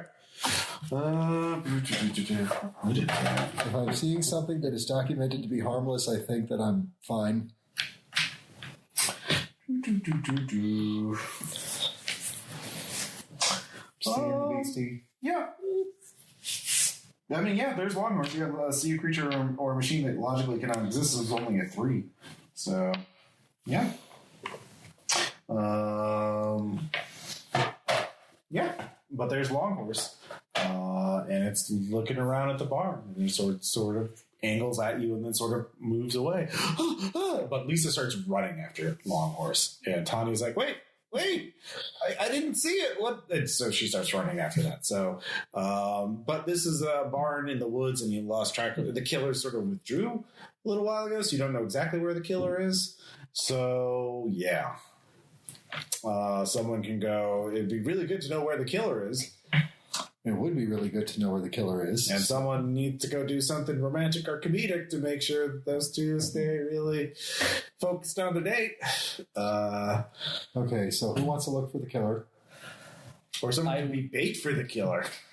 'Cause that doesn't require running. At least to get the bus. I'll be bait. Yeah. You want me bait? I'll look out. Don't you have something that provides gun? I can fire a gun. Yeah, outdoorsman. But that'll make sound, which might disrupt the whole ambiance. Stick the end of the barrel inside the You bottle. don't have a gun. No one said they were bringing a gun. Also, this is supposed to be a romantic comedy. A gun would definitely kill the atmosphere. I always carry a Derringer because one of my party always has to have a gun on hand. Even though he's not with us, his legacy lives on. Yeah, you can have the Derringer. All right, that's fine. But a tiny... I take it. All right. So, what are you going to do? Someone could either be bait. Someone could make a hunt for the hunter, hunt for the killer. I'm going to do something romantic for the girls. I will happily play bait unless you have an idea to... I'm already cooperating not my best self at the moment, so... Well, You'd be good. You'd be good bait. Use magic to deal with the killer. You could trick the killer, too. That's right. Yeah. Because you do have that thing with the voices. Mm-hmm. Yeah. Didn't we establish ventriloquism was the thing you could do? Pretty much. Yeah. So. Yeah. So I will do exactly that. Okay. I will just, sort of, project our voices somewhat more loudly. Okay. Somewhere where if, he came running up, he, she, they, it came running up with, a knife or some such, they'd be a nice clear line of fire. Okay. For Glenn. All right. And can you also use that same thing to silence a gunshot? Probably. Yeah. You'd be spending a lot of charges. I mean, that cannot be successfully flipped. okay. Swing and a miss. Yep. You're trying. Anyways, while you two are dealing with that, you can keep. You don't lose the charge. You don't lose the charge if you. Where you're just marking it for advancing it. Yes. Yeah. No, you only spend charges when you actually cast it. Something successfully. Anyway, Cici, you run up the girls, and they long horse is. Its neck extends into the darkness of the woods, and Lisa and Tanya sees it for a moment, and she's just paralyzed. What? And so she's just on the verge of. It's not romantic or comedic. She's just overwhelmed with awe to see something supernatural because she's a realist. She's not experienced with this. So, what are you gonna do? Okay, so I've got this flashlight, right? Mm-hmm. I was thinking that I would set it to the nice wide beam, give them plenty of light. But since Tanya is currently freezing, I'm going to shine it on Lisa and basically highlight her asset that Tanya is most pleased with. After talking with Tanya earlier, I know what about Lisa is the most striking feature. Is it her eyes? Is it her curves? Is it her personality? What can I shine the light on that is going to bring the attention to Lisa? As Shine it on her eyes.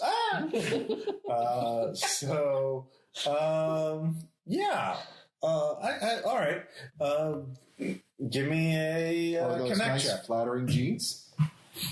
Yeah. I make. All right.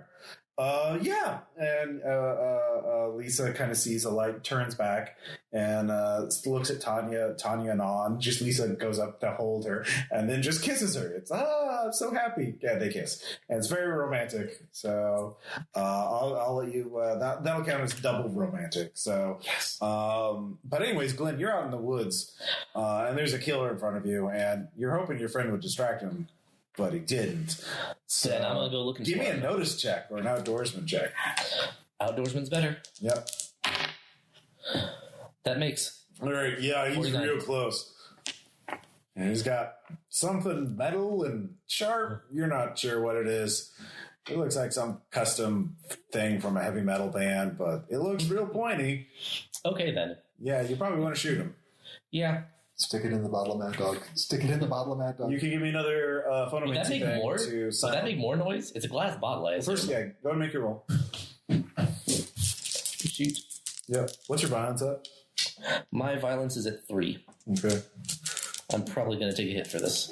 Probably. Shooting someone even in self-defense is not. I can't flip that. Okay. That's a miss. So you miss, yeah. How many shots does it have? 2? Yeah. Well, go and give me a phonomancy check, Nate, to cover up the sound of the battle. Can't flip that. All right.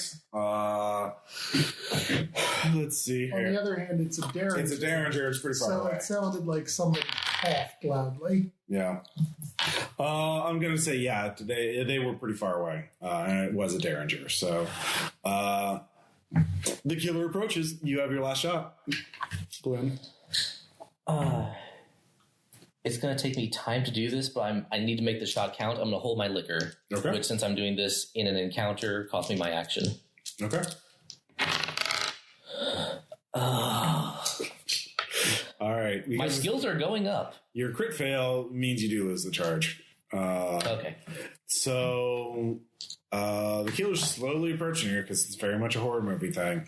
And so you have one last action before he's going to attack you. Okay, time for the big one. God looks out for drunks. I use my Dpsomancer skill in place of whatever I'm trying to do. Okay. Quiet on the set. Success. All right. Yeah, go and give me the roll for the shot. What do I roll? Roll your Dpsomancer for the shooting because that was what your spell did, right? Mm-hmm. You have one more bullet in the Derringer. I assume you want to shoot the man with the scary thing. Right. You can use your Dpsomancer skill instead of any other skill. Oh, so I thought the action that I just made. Oh, okay. Yeah. All right, so yeah, succeed. Yeah, you shoot. I think that's how we did it last time. Yeah, that's right. Yeah, you don't have to make 2 checks. That's all right. I was thinking of David's Vestomancer thing, which is a little different. So if the Dpsomancer was in place of the shot, then that was a 15. Yeah, you hit him. Where were you aiming? You could have aimed somewhere. Center mass. Center mass? Okay. He grunts. It's a Derringer, so it doesn't look like it's going to kill him. Okay. Then I move towards him. Okay. I will say, yeah, he is stunned, so you get the first attack. What are you going to... Are you just going to unarmed fight him? Or what? I don't have another weapon with me. I'm going to drop him... I don't... He's not a trained circus performer. You could pick up a rock and hit him with the rock. Yeah, I'll do that. Basically, I want to get him to the ground and just keep him quiet while I beat/suffocate him. Okay. I'm a monster. You're going to try and murder him. At least knock him out. Well... But if he dies... Price of doing business? Yeah. That's a hit. All right. He's going to try and resist with his bladed thingy, bladed weapon, which he fails because I rolled a 74. So you're trying to grapple him, knock him down, yeah? Yeah, I'm trying to grapple him and keep him quiet while I beat him senseless. All right, so Nate, you're seeing this happen. What's your violence at? 2. All right, give me a violence check. Shit got real. Defend with fitness. 1. I defend. Yep, you gain a hard violence notch. So the Derringer's on the ground. I assume Cici gave you each a couple of bullets to reload it, so you could try and do that, or you could just pick up a rock and hit the guy in the head with it as he's on the ground. They're both rolling around. You don't have to be fast to go up and put your hands around him, or you could do something else. He doesn't have the weapon in hand, so it's a big spiked metal warhammer with spiky bangs. Yeah, it looks very much like a heavy metal album thing. So I would like to secure that and the gun. Okay. All right, so that's your action, is picking them up. So you're rolling around with a guy. He's real tough, at least, because he doesn't seem to show any effort of slowing down. He's pushing back. I'm going to knock his head against a tree. Okay. Give him, those checks. 25. Oh, that's a miss. Okay, so he breaks the grapple and shoves you back. And then he turns to look for his weapon, and he sees that Nate has it, and he starts stalking towards you. Bomb. All right, El Kabong. All right, roll, I guess, fitness to attack, or no, struggle, isn't it? Isn't there a struggle skill? Yeah, there's a struggle. Yeah, opposite of connect. Yep. Weird. I can't even flip that into something meaningful. Okay, you swing and miss. Glenn, what are you going to do? I'm going to try to take him down again. I'm trying to pin him and keep him quiet. All right, so... My dice have been very wonky. David, would you mind if I borrow the easyrollerdice.com octagonal dice tray? Yes, why don't you? If he succeeds, he's going to knock you down far enough that you'll have to spend your next action getting up, so... Fair enough. Struggle. 40. He rolls a 72. It's not rolling well. That does fail. But I did with the easy roller dice tray. My drunk penalty bit me in the ass. Okay. So that's a fail. So you can flip it, because that would be a 2. Yes, I could. Compassion. I'm trying to save people's lives. Yeah, quite literally. That would definitely work. So yeah. This guy's a nutter. All right, so what was your intent? To just grab him again? Yeah, to grab him, pin him. All right, you grab him, you're holding him by the arm, so Nate, you have a plus 20 bonus to hit him with the peg. I floop the pig. Yep. Is that a crit failure? No. Okay. It's a miss by 1. Okay. Can you flip it? No. Okay. All right. He's struggling. All right. Where's a bouncy castle when you need one? If this were happening anywhere else, it'd be hilarious. Let's see here. He failed his check. That there's no way that's making. All right. You're both engaged. So the struggle is ongoing. So anyways, The struggle is real. David, roll 2d10 and pick the higher of the two. Well, I rolled a 7 and a 1, so I'm going to go with the 7. Yep. You're at 61%. All right. So at this point, Lisa's like, maybe we should go back at this point. I mean, we did it. But Tony's like really excited about this. But no, maybe we could go chase after loggers. Oh, where'd your friends go? Are they okay? Oh, they're fine. You know what? Why don't I... Hey, I've got a great idea. Mm-hmm. Why don't you two stand right here in this moonlight Yep. and you stay together and keep a very close eye on each other. I mean, look right into her eyes, you look into hers, and I'm going to go find out what happened with them. I think they're over that way. Okay. Away from you two. Okay. So you're going to have a roll moment of connect privacy. to play Cupid in a way that is charming. We're such children. You can't leave us alone for a minute. Yeah. Odd 7. All right. So that counts as a romantic thing. But yeah, you can't go too far, otherwise they'll lose the moment. So, and you'll need to do a comedic thing next to because Gotta keep the balance. Got to keep the balance. Thank you, Bill. Mm-hmm. So go ahead and roll that d10 for that. 3. 3. All right, 64%. We're creeping up. Yep. So you're rushing off there. Give me fitness to see how quickly you can get there.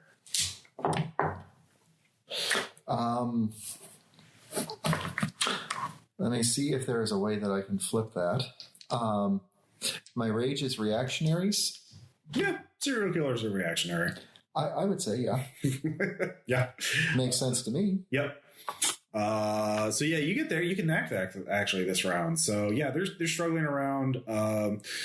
They're wrestling with each other. He has this big metal spiky club thing, and it's a very awkward struggle between you all, but very deadly too, potentially. So I'm going to pick up a rock. Okay. I'm going to duck in low, and I'm going to hit the guy in the ghibli bits with the rock. All right. Don't crit fail. Because if I succeed on this, Yeah. it's going to be funny as hell. Well, they're not here to see it. Well, it's not a crit fail. Okay. It's just a fail. It's just a fail. All right. Nate, you can give me another swing with the club. I will do that thing. Yep. Am I back to base? Yeah. They're struggling around. Huh. Let's see. I used that one already. I've used my freebie. Give me just a second here. All right. No worries. Okay, here's the thing. Yeah. This guy is some sort of fucking survivor or whatever from PSA. Mm-hmm. And those bitches knew what was going on, Mm-hmm. and they decided instead of like doing what was remotely right and like dealing with the consequences of their actions and owning it up and trying to be authentic and starting again, Mm-hmm. they were just gonna sell out and drink fucking raw milk. All right. Yeah. I'll sure. I'll buy it. All right. So All right, that succeeds. all right. So you conk him on the head, and he goes down. He's knocked out. What's your violence at? 5. Okay. Yeah. You're all right. Mine's only at 3. Yeah, I know. Yeah, it's going to be a real escalation if you will try to murder him while he's stunned. But you could grab his weapons and run away and get back to the lovers because, that's your purpose. So, Glenn, what is your action? Okay, so how do we want to play this off? We need to keep this rolling. We fell. Well, you need to. Well, if you want to be, actually, the thing is, if you want to go and do something romantic or comedic, you have to start running back to the lovers right now. Yes. Run back and tell them that you don't know where I went. And that's going to be funny because we just missed each other in the night. You could ask, hey, did Cici show? Where is Cici? Yeah. All right. Yep, doing that. So All you right. go Give do me a that. fitness check. Nate, Crit success. All right. here you go keep watch on the girls. I'm going to make sure that he is right knocked out. Wink, turn, walk. All right. Yeah. Stagger. All right. That's going to be violence checks for you both because that's still murder. Oh, I'm going to wait until he's out of earshot, and then I'm going to murder. Okay. Doesn't matter. You know what the implication is. I mean, it's fine. That's what the meters are for. Nope, that's fail. All right. I'm fine. All right. Add another hard notch. You're not as good as connecting with people because you just iced a dude. Damnedest thing. Weirdest thing. Shocker. Yeah. So you do that. You realize you can't do anything for a little bit. You need to go hide in the barn and just like take your breather because, oh my God, you almost died. Mm-hmm. Cici is murdering that dude. And what the fuck am I doing with my life? I mean, really, we were just trying to finish the achievement. Yeah. So, Since I rolled a crit success, could I do the comedy sprint up there? mm-hmm. Stop. Did either of you see? Right, just now. All right. Yeah. Give me connect with plus 20. Look at that awesome. Yeah. That awesome setup. That's good. All right. You roll D10 now for our comedic thing. You didn't say it. That's a 2. Yeah, you're at 66%. So it's quite funny. They chuckle at that. And well, I think we should start heading back. So the date's not over, but they realize, yeah, they've it's been really good, and So Oh no, don't worry about yourselves. I'll find him. I'm sure he took a left at the yeah, we should look for him. Yeah. Let's start heading. We should start heading back. So anyway, so they turn around and start walking back. So I've got my action. Yeah. I'm going to go into the barn. Mm-hmm. I'm going to hope that there is something that is resembling paint inside. Okay. Sure. There's a can of paint. Pop it. Yeah. And I'm just going to ice bucket challenge it. Okay. And okay. Yeah. step out the other side of the barn, Okay. covered in paint. Mm-hmm. And please tell me it's not red paint. Please tell me it's not red paint. Roll a dot. Pick odd or even. Even. Nope. It's very much red paint. And yeah. Well, fortunately, it's okay. So in that case, I'm going to stick my foot into the paint can Okay. to make it obvious it's a paint can. Mm-hmm. And I'm going to stumble out the door on the other side and just kind of go, who put this barn here? What's your helplessness at? My helplessness? Yeah. 3. All right. Yeah. Yeah. That's not too bad. All right. I'm Yeah. embarrassing myself for the slapstick. Sure. Give me connect with plus 1. I'm going to flip that with preserving history because this is going to be the most awesome date they've ever had. All right. Roll D10.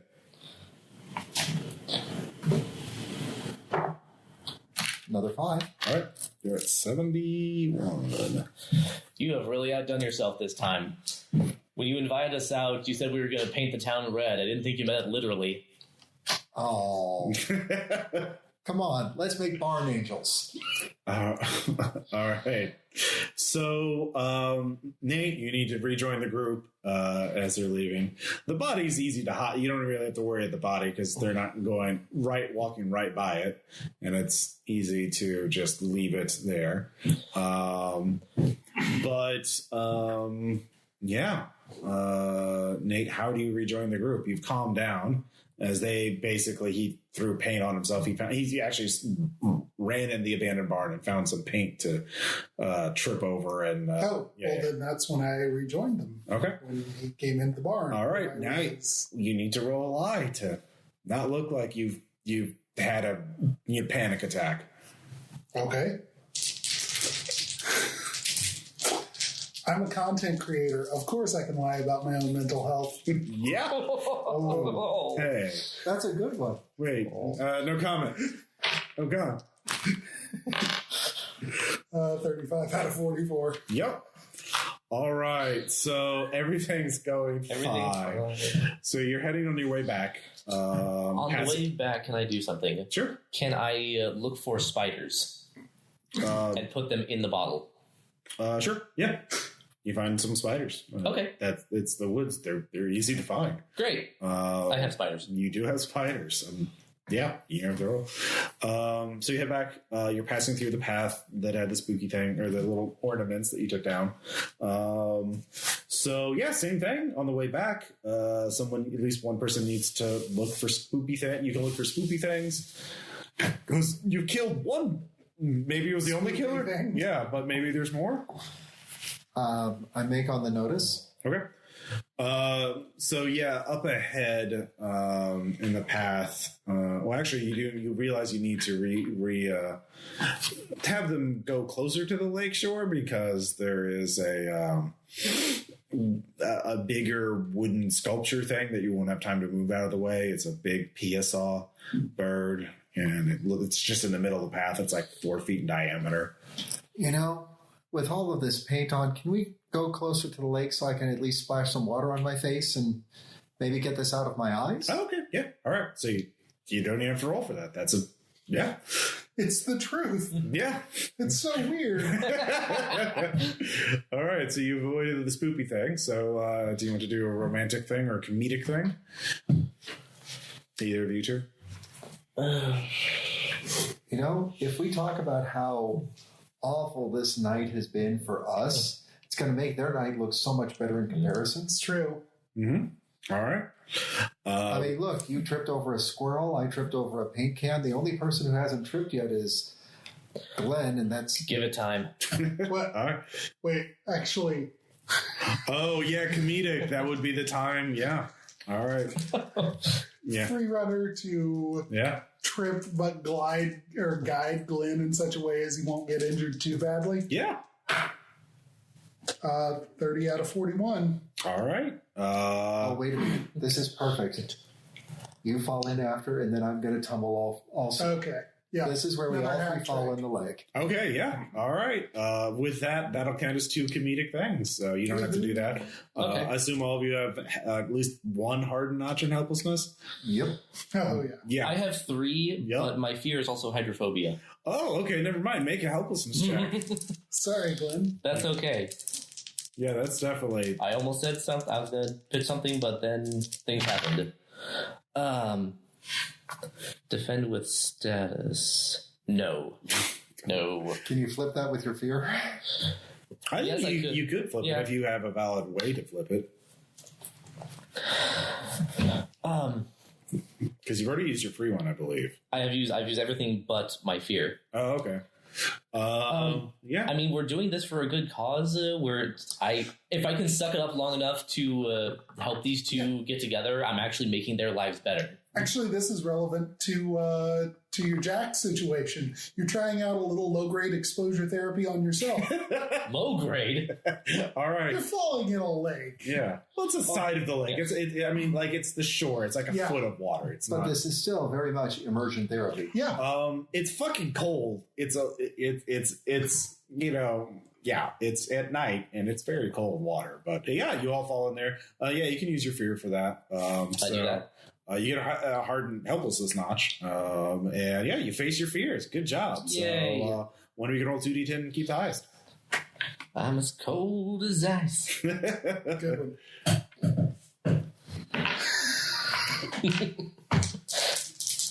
It just turned to Tossing them into the EasyRollerDice.com.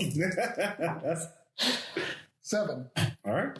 You're at 78. All right, so you're getting close back to the parking lot. Well, you're almost to the parking lot. You're at the fire pit now. Next stop will be the parking lot and the end of the date.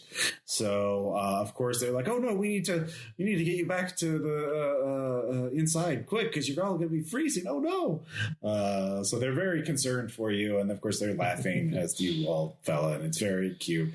They're holding hands at this point, but yeah, they're very concerned that they don't want any of you to get hypothermia or anything. Oh, don't worry about it. The warmth in our hearts will keep us going. You know, I didn't actually want to say this earlier because I knew that it would seem like a setup, but Glenn and I have been together for years. So I just wanted you to know that the things that brought us together are things that are going to bring you together too. All right. Boy, Glenn, you're going to have to lie. Honey. Yeah. Pull out the flask. Salute. All right. Yeah, no, roll lie, Glenn. That's a self check too. What's your? How many hardened self notches do you have? 4. Okay, yeah, you're fine with that part in terms of lying, but you still need to lie. I'm a former minister. I can coerce people into believing things that make them feel better. Okay. Oh no. Or not. No. All right. Glenn is maybe not being funny about it, but pulling out that flask really quickly. So you really need to sell this. Lie. Lie like the rock. Lie like the wind. Yeah. But, opposites attract. And there are so many of the things that we have done together. I know that covered in paint, I'm not at my best, and covered in spider webs, he's not at his. But, we make it work. Okay. We make it work. All right. So you made it. Oh, yep. Yes. All right. Red always did look so good on you. So, Nate, do you want to look for spoopy things, or you want to... Yes. All right. I will... Notice? Yes. I will take out a 10-foot pole and search for spooks. All right. I do not find the spooks. All right. Well, they're lingering, so you can still scout ahead. And I'll give you. You didn't crit fail, so you do see something. As you're getting, let's see, what is another spooky thing? You're gonna have to dive on this dead animal that has its throat slit. It's like a rabbit that throat slit. Yeah, intestines. What's your violence at? It's 4. Yeah, it's 3. Yeah. Because you got a failed notch instead. Mm-hmm. So 3 notches is enough to not gross out, but you're gonna have to dive on that thing. Like you're literally gonna have to fall and roll in the woods and drop it and be like, "Oops, I got all this dirt on me," and hope that covers up the blood. I'm a free runner. Yep. Go. Yep.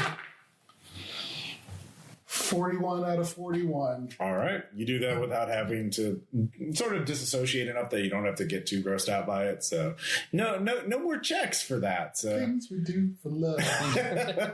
All right. Did you already roll for that speech or? Actually, we did not. Okay. I rolled the check and I made it. Yeah. So it's 1d10. You don't get to pick the better two because Glenn failed his check. 9. All right. Very nice. So that's 87. You're at 87%. So you can see the parking lot of the Waffle House ahead. And as you get there, all 3 of you feel eyes on the back of your head. You realize there's more than one. The cult is out in the woods watching you. And you realize, of course, you don't have to make checks for this. You realize what the horror movie trope is going to be. They're going to come out of the woods. You go, oh God, we need to get to our cars. And the car's not going to start. So you get a sense of what's going to happen, how they've been charging up for this to enact this. The car won't start when the spooky guy is coming at you with an axe. So if you have moments to act, how are you going to short circuit this? You could tell them if they don't go in the car, they won't be scared when it doesn't start. If you redirect them to go to the gas station, that might short circuit it. If you get them off the script and do something, especially something romantic or comedic, that will definitely short circuit it. So it's how this night started. Oh, wait. Dang. Yeah, it's a little cold out, and it would take a while for the cars to warm up. And honestly, I'm still feeling a little chilled from the lake. Who wants one more cup of coffee at the Waffle House? I was thinking the same thing. You know what would go great? We can stop in at the Waffle House. We can wash some of the dirt off of our faces. I can wring out my shirt in the bathroom. Okay. And you ladies can go to the ladies' room together. The Waffle House? No. Yeah. Just wash the dirt off each other's faces. Okay, Cici, we get it. You like playing matchmaker. They all laugh. Hello, Cici. All right, so you do that, and you're able to distract them. As all three of you can just visibly look as you turn at the periphery of your vision. 3 robed cultists just watching you from the tree line. But you're able to keep Lisa and Tanya from being spooked by that. I'll wave and then do the eyes and the eyes. The eyes and the eyes. Yep. All right, so you get to roll another d10. 6. All right, so you're at 93%. So I think we can do this. I think we've managed to pull it off. So yeah, if you can clean up in the bathrooms, you can have a nice little meal, and you realize the cultists are going to be out there waiting for you to leave because you have to leave it. Well, it is Waffle House, so you could try and keep them there all night, talking and laughing and reminiscing, but that's going to be a hell of an endurance thing. That's why we have coffee. And that's also why we started the night with naps. All right, you did mention that. All right, so all three of you can make some kind of skill roll to stay up and be engaging as they do. This is the montage, like, Oh, hey. Yeah. I'm a content creator. Of course you are. And you know, I'm a style magnet. Yeah. What is more stylish than spending a lot of time partying with your friends and carousing? Yeah. So I failed, but I did get a 69. Nice. All right. For the purposes of this, that actually counts as a success. And I Romance. All I right. got a critical success. Man, All right. You're a classy bunch. All right. Glenn, what about you? For a minister, I Yep. can talk Yeah. and talk and talk and talk Sure. and talk. 4. 4. All right. Yes. Yeah, I'll just say that maxes it out. You know, you always said that these two had something, and in all the years I've known you, you adorable little thing, I can't believe you're such an optimist, but I couldn't believe you pulled this night off. This has just been Oh, hey, this has been magical.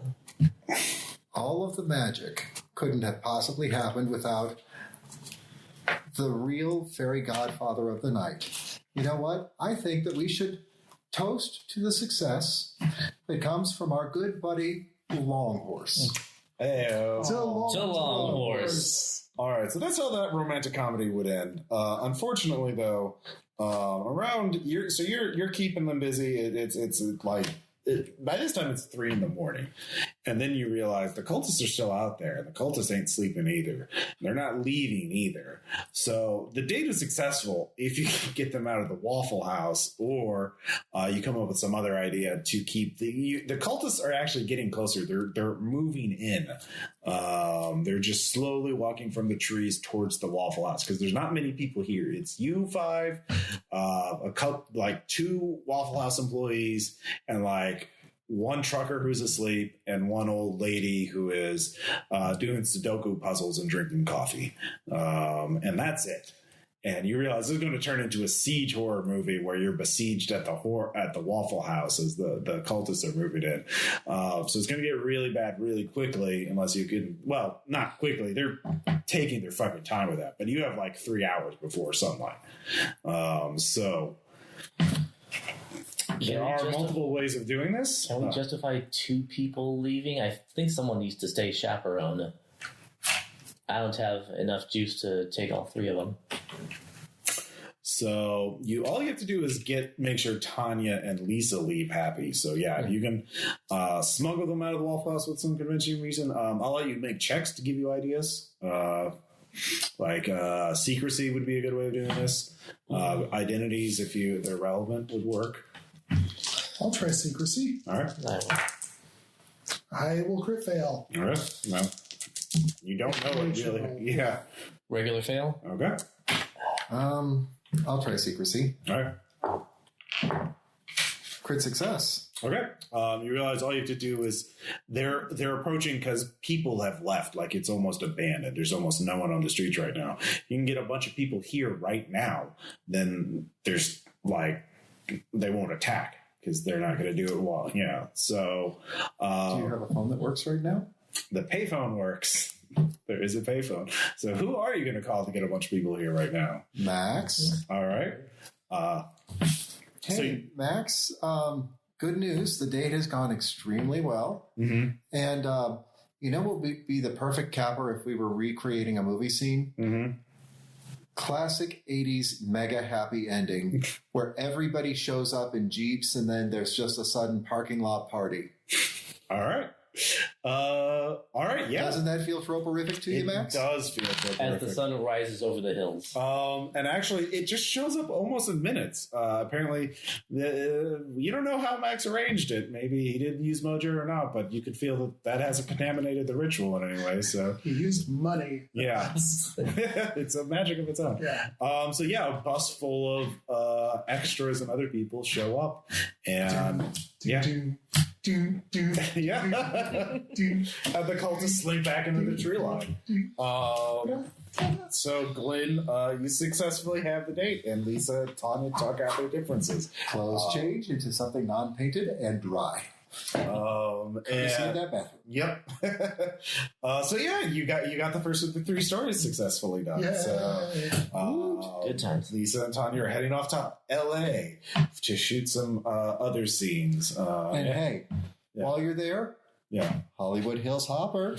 All right. So you can talk about what you want to approach next in terms of going to 3.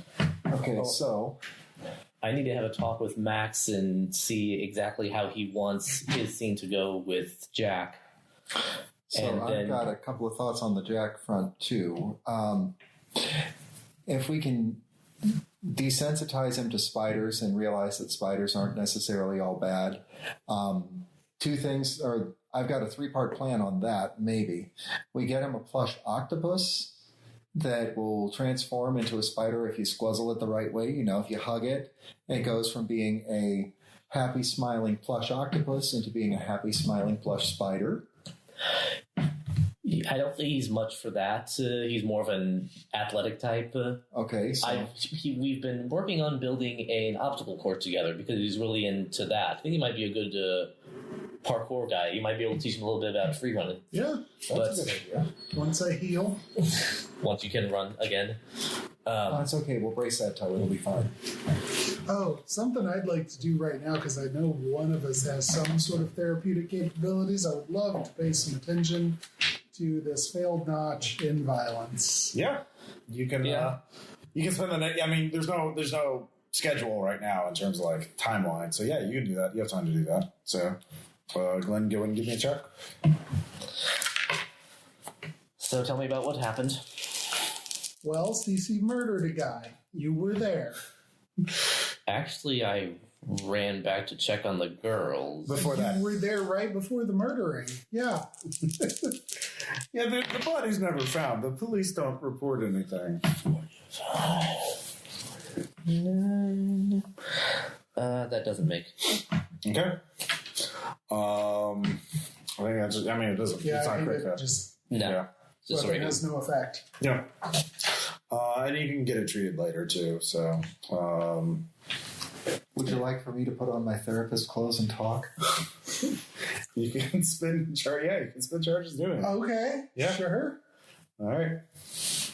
You gave me 2 rules: 1 to activate, and then 1 for the therapy.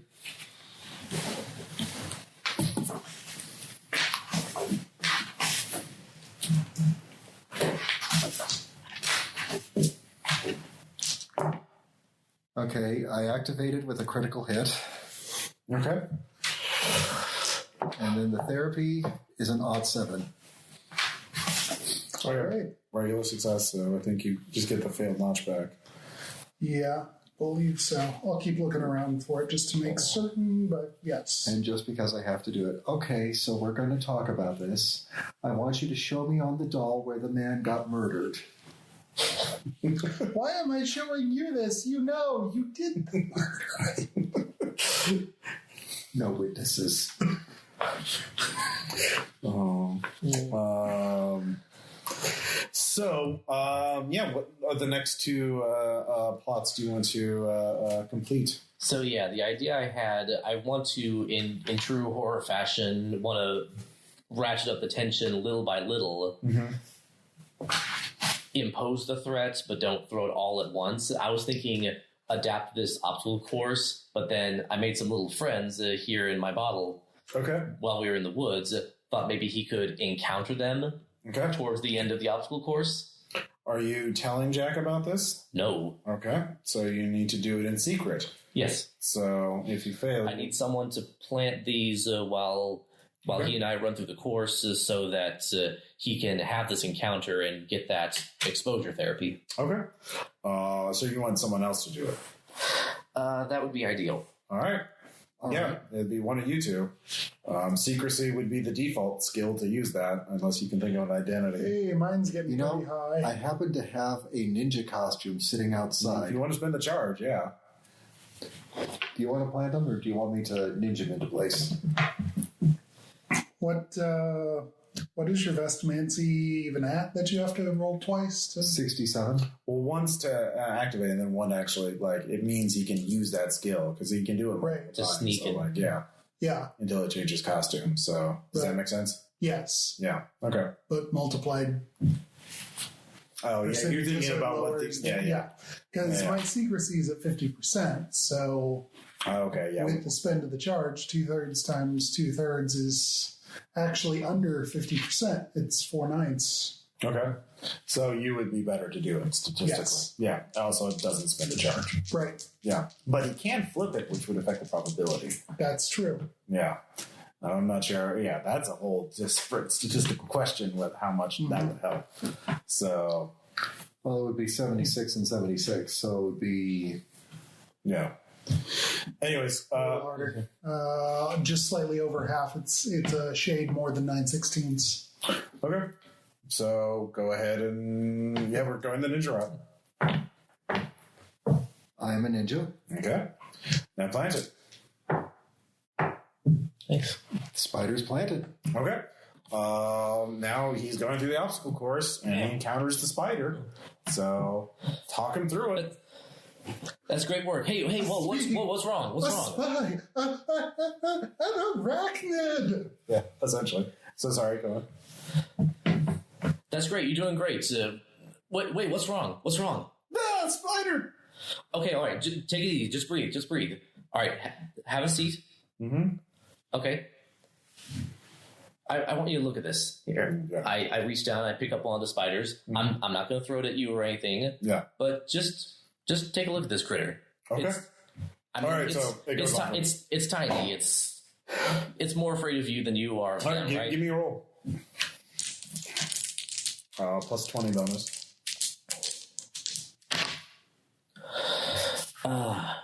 Damn it! I can't flip that. I'm out of spots. Yep. All right. I mean, it's still successful because you did. I mean, it's basically a good plan. So he doesn't reveal what it is, but it does help him. So you can roll 1d10. Okay. You didn't crit fail, so you didn't throw it back. 5. All right. So it's helpful. You know, you could have. You didn't have a breakthrough, but you made progress, so that's good. Nate. So we're just gonna be working on whatever the show is gonna be, and I'm going to start getting some talking heads. Mm-hmm. Not quite B-roll to make a reality, a show out of this, which will also help me know anything Mm-hmm. estranged parents / somebody getting out of prison / what have you. Yeah. Should be a great way to plumb. Mm-hmm. You know what? I will get all of the information from the kids at the same time because I'm still dressed like a ninja. I mean, just staring in the window. you can't interview people as a ninja. That's not what ninjas do. Like, No, but I can hang around near them. He's already recorded unseen. I mean, it is, you can do that. That is true. But it is, and hope that they say something. Yeah. Actually, so my noble passion is preserving the memory. Mm-hmm. I am literally making a reality show slash documentary. So yeah, for sure. Succeeds. Yeah. What is the tens place? The tens place is a 1. Okay. Let's see here. So, with 10, I'll say you can have 2 emotional levers you can pull with that. Okay. So, you can either specify them, or I do like someone's older brother is coming back from the military soon. Let's just do that. And then the other person is, let's see here, their dog went missing. Yeah. So it'd be real emotional if their dog showed up, and just as a coincidence. Why did I say you could do it? But you could use magic to find the dog. I hate you, Peyton. Or you could ask somebody, what? We don't need to murder the dog. It would add even more. That's a lever to pull. There's pulling the lever and pulling it and snapping it right off. Now, there's a lot of different ways you could do this. To be like, oh, we found the dog, but you have to stay behind and not accept the scholarship in order to keep the dog. Because we can't give you a dog if you're going to just go away to a big school somewhere else. If you don't pick up the dog immediately after the it's going to get euthanized. Yeah, you could do that. But you have to be here to accept the scholarship. Yep. So which is it going to be, the scholarship or Mr. Wallace? Yeah, there's a lot of ways to manipulate these poor teenagers. So Damnedest thing, Matt. Yeah, weird. So you can think about that. Okay. And, I'm not condoning killing the dog. Just threaten to kill the dog, and you'll get a. People care about dogs more than they care about people. They do. The one that cares about the dog is going to care a lot more about the dog than the big brother. Yeah, that's true. So do I roll an advancement on that, or is that? Well, actually, no, you don't, because I will say though that both of these will be worth the 2d10. Keep the better of the 2. So you're just building up for it because you haven't actually implemented them yet. But when you do, they'll be really effective. So super effective. Anyways, Glenn, what do you want to do next? You want somebody to open up to you. You open up to them. Mm-hmm. Are we still in the same place? You can be if you want. Yeah. Okay. I look into his eyes and I see the fear. Mm-hmm. Listen, kid, I'm getting a little bit more personal than is perhaps professional, but I think this is important. Mm-hmm. When I was 6, my uncle, he owned a sailboat. And family would take trips up to the lake every weekend. And one time, I was not doing what I was told. I was up front playing, standing on the edge of the boat, no whole king of the world thing, and I fell off. All right, I fell off and I almost drowned, and that's been following me around ever since. I was out with some friends last night, and I took a dive into the lake by mistake, and it all just came, pardon the pun, flooding back. And I don't want what happened to you to do what it did to me, because a ghost like that will haunt you for your whole life if you let it. All right, roll connect or former minister.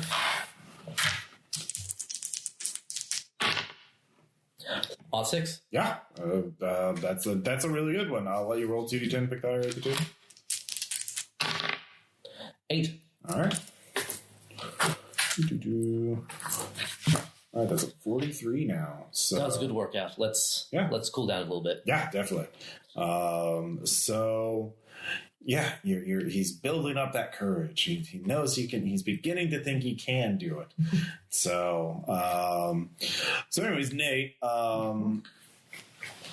you can try to engineer either or both of those, the missing dog and the brother coming back from the military. And you can invent new emotional levers to pull. Yeah, I mean, what do you want to do? Definitely going to work on the dog and the brother. Okay. Let's see here. Yeah, magic could be used to find the dog. Yeah, I'm just going to try to EVP up a dog.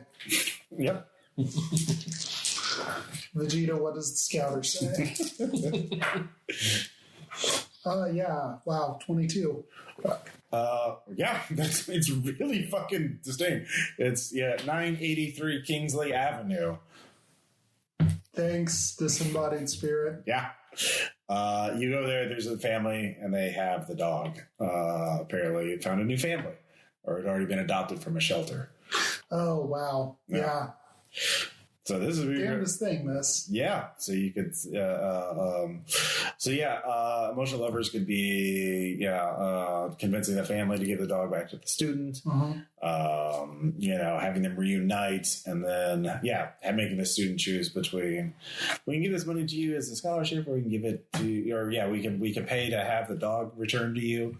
The family will. That works. Yeah. All right. So, fam, all I need you to do is show up with the dog to this show. Yeah. Okay.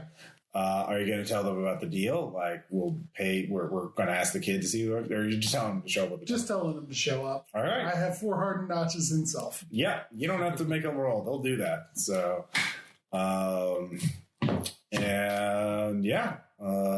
Cici, do you want to help find either of them? Yeah. Well, the brother's coming back, but someone needs to reach out to the brother, tell him to hold off on showing up until the show. Cici, can you get in contact with a man in uniform? I absolutely can. All right. Do you want a real man in uniform? No, a specific one. Okay. Specifically, Janet's brother. Who names their kid Janet anymore? I don't know. Damn it, Janet. Cici, you realize the thing is the brother. Basically, you need to delay the brother coming back because he hasn't expected, he's supposed to show up at this date, and the kid, and Janet knows he's supposed to show up at this date. So he needs to show up early. That's unexpected if he shows up early. So you need to get him out of. And so you can give me a knowledge check. How do you get a soldier out of early? That's a yes. Okay. So the easiest way to bump up him returning home a couple days early is by talking to his company commander and then offering to pay his plane ticket home, which you can do, and Maximilian certainly has the money too. So that's not the plane ticket's not the problem. The thing is convincing his company commander to let a soldier go 3 days early, which the company commander is not wanting to do, because if he does it for that soldier, then you have to do it for every soldier, and then blah, blah, blah. So this, would be something you could impersonate, commit a felony on the phone to this soldier needs. There's a funeral. He has to leave early. That's a good excuse. That's a good reason to dismiss a soldier early. Well, aside from the murder, we haven't committed any felonies lately, so. Yeah. So that guy was trying to kill us, so it's very clearly castle law. So that's one excuse. So you just need to convince this commander to let the soldier leave early, and then tell the soldier not to tell the family, to make it a surprise. So there's really the 2 things. One is get him out, and then 2, don't let get the soldier in on the surprise. Okay. Actually, let me call the company commander, see if I can appeal to his good nature first. Okay. I mean, you don't get through the secretary. He's an officer, and he's very busy. If you're just some random civilian calling him, you don't even get to him. I kind of figured, but and you can't get onto the base to talk to him because you're a civilian. Yeah. Yeah. Hi, I am a civilian, an American citizen, and totally not a terrorist. Wink. Well, I'm just some random civilian. Let me tell you what to do. Yeah, the military loves that. Oh, yes. So the easiest way is to impersonate someone and tell them, Janet's grandmother has died, and what is the soldier's name? It's a brother. So Jonathan needs to go home early to go to the funeral. Like, that's an easy excuse to do. Let me try that lie. All the right. obvious lie. So clothes make the man, so you can magic that up. Actually, yeah. I'm going to put on a doctor's outfit, Mm-hmm. and I'm going to... Actually, couldn't Phonomancer use this too, or did we say I think Phonomancer could. Mm-hmm. Yeah. And you would do it without actually having to dress up. I have to dress up and pretend to be a doctor and say she had a pulmonary embolism. Yeah. If I could pass the dice roll. Oh, wow. Swing and a miss. Even flipping it would work? Yeah, no. Wow. All right. All right.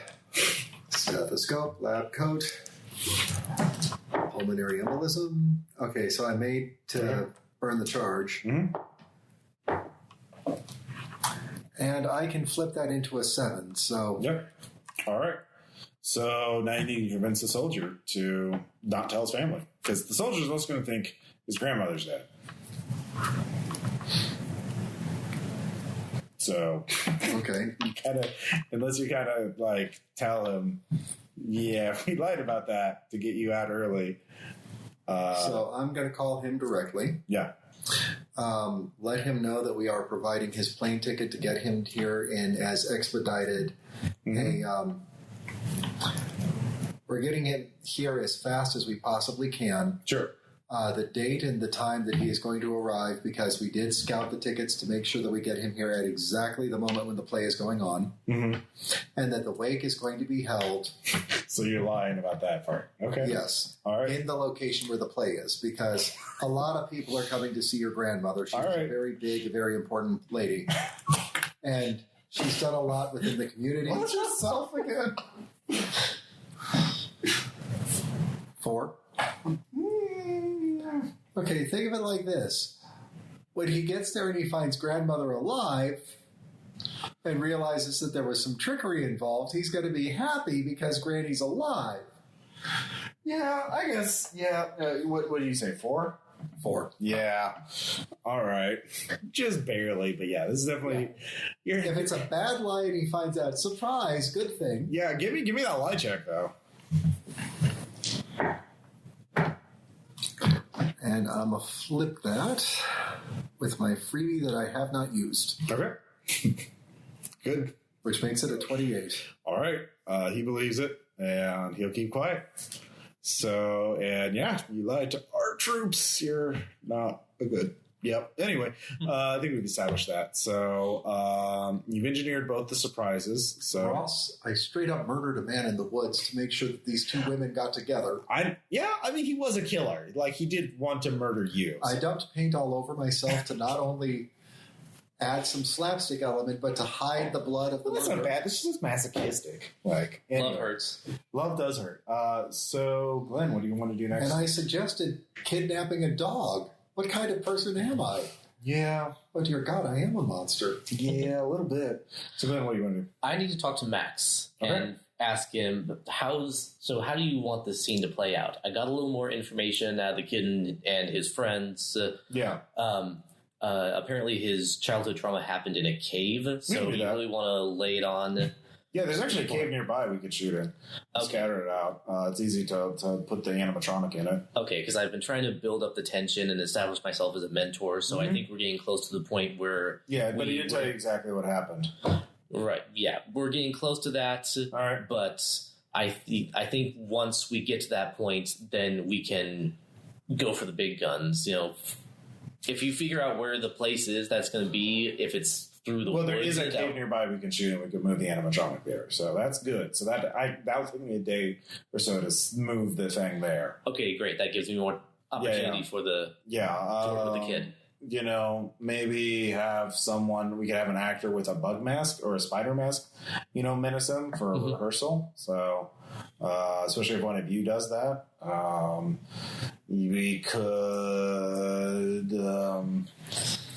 we can get some of those tarantulas that are safe to crawl on if you can do more exposure therapy, you know. Yeah, he's He's getting better. I think we can You'll have go to for tell that. the parents about that, though. Like, you'll have to talk to them. In fact, they kind of want to meet you. And I know you've been ducking them because you smell like peppermint schnapps. Schnapps, sorry. You're not the only one who drinks. You're not the only one who drinks. So you're going to need to go persuade them if you want them for him to handle like a tarantula from a professional animal handler. I'm sorry, the card very clearly says schmops. So Maximilian suggests next up, and he can set up the cave shot. But the cave shot is going to be the big thing. That's when the dice are rolled for Definitely the goal. And this is remember the second one is yours. So he already got his. You don't know what he's done with it. Maximilian has plans. So then I guess that's my next move. Okay, so talking to the parents. Yes. Okay, so we'll do that in a second. Nate, is there anything you want to do? You're getting the show set up. You could try and get them to trust each other more. You could do another exercise or have... I could start a rivalry amongst the teenagers. Ooh, yeah, there you go. How do you want to engineer that? I mean, basically negging plus pointing out other people's positive qualities. Yeah, reality show producer. Yeah, give me a content creator role. That's easy, yeah. 23 out of 44. All right, roll D10. All right. 8. All right. Dolores has some work to do to get them all working together. But yeah, you stir the pot. And boy, it's very dramatic. Tensions are rising, et cetera, et cetera, et cetera. So that's good. Just for my reference, what number does that put me on? 46. Cool. Yep. The kid is at 43 right now. So, Okay. Cici, what do you want to do to... Well, somebody said something about putting people in spider costumes. That could be a thing, yeah. Yeah, I need to build up some charges. Okay. And I think I can help with that plan by designing spider costumes and actually putting them together. Okay. All right, so you're just doing that. You don't have to roll. You gain a charge from putting together a spider costume. Which makes me feel better about all of the horrible things I've done. At Yeah. least I can restore some normalcy. All right, so Glenn, you need to meet the parents. I do indeed. Yep. Okay. And how do you want to do this? Clean myself up, brush teeth, gargle Listerine for Are you going to sober several up minutes. first? Hmm? Are you going to sober up first? I really don't want to, but I probably should. If you sober up first, you don't have to make any rolls. How many charges would you lose? 4 minor, 2 sig. Which I can make up a little bit after the meeting. I mean, I can make up at least one after the meeting. Well, you can make up the SIG and then all of the minors, because... We need this to stick. I'm How not long gonna does it risk. take you to drink? Get a minor charge? I have to- One drink. Yeah, I have to shoot a beer, a glass of wine, or a shot of liquor. It's easy, but it hurts. The thing is, the way you've been doing this is you've been managing your level of drunkenness. You're kind of precise at this point, where you're buzzed, but not too hammered. If you want to get those charges back quickly, you're going to get hammered. Yeah. Because, it's going to take you time to drink just enough, and let it ride. You have to let it ride a little bit, It's a whole science with you. So, yeah, if you dry out, yeah, you don't have to make a roll, and you'll get plus 1d10 to the thing. The thing is, your project doesn't fail if you fail this meeting with the parents. It's just someone else has to take over to help the kid out. Okay. Or you have to go back to the parents and sober up and prove that you're sober. So, yeah. Which I could also spin as overcoming a fear, but that's not going to help you. Yeah, it's just going to recover lost ground essentially. Yeah. So I am going to sober up. You are going to sober up. All right. You don't have to make any self checks because it's just you lose all your fucking charges. Yeah. You meet the parents. You're not even slightly hungover, which is weird. So, but you drink lots of water, and you assure them. But I'll let you make a foreign minister check to gain more than just a D10. I've been talking around with people who know your son, interact with him. He's a great kid. He wants to do things with his life, and besides completing this project, completing this film, I think this process is actually going to be good for him in the long run. Not remotely. 94. Just, they're not impressed with you, but all right, you're confident. All right, roll D10. You are a person. You are a person who... And not a monster who does awful things 2. intermittently. All right, you're 45. It's not nothing. So, you continue on. And now you can do the spider handling thing. So yes, now you can convince Jack to let you have a professional animal handler there who has these tarantulas that he can take out, and like you see in movies that just crawl on people, and they're big and hairy. And if you're scared of spiders, they're real fucking scary, but they're utterly harmless as long as you don't try to kill them. But yeah, they won't bite people. I know this is a little bit before your time, but you ever see Johnny Carson? Old TV guy. He had this fella on who would work with animals, and they'd play it up, animals, they're all big and furry and scary, but it was all a bit, and the guy knew what he was doing the whole time. It was classic. All right, give me another minister check. Almost the same roll. Yep. All right, it's not working too well. You should have used the EasyRollerDice.com trade. You should have used the EasyRollerDice.com trade. If you can think some way, Jack's not responding to it. I will say you'll have to escalate. He has the animal handler brought other animals, so I'll say if you handle something, come at it sideways like other scary animals like snakes. Mm-hmm. Or snake therapy. Wait. Yeah. There's a better one. Scorpion. Because what's scarier than a spider? A spider with pincers and a stinger. Yeah. If you do that, that might calm Jack down. But that's definitely going to make a check for you, because scorpions are not chill. No, I will do that. Fables about it. So if you do that, pick the biggest one you can find. Because I drink like a fish. I am not a frog. Don't pick the biggest one you can find. So make a check against. Make a check against violence. Violence? Yeah. My violence is at 3 right now. To resist violence. Sorry. Defend with fitness. All right. I make. All right, you don't get any hard notches. You just stay calm enough that the scorpion doesn't freak out and sting you. So, good. Yeah, well, you drink enough to shut that down. Yeah. So you get one minor charge. Stiff as a rock. Yeah, but I shoot with this one. So, you get one more chance to roll a check to convince him to let it hold his hands out to let a spider crawl on the tarantula. I hope you respect that I burned all my spots on getting the ladies hooked up. That makes. All right, roll D10.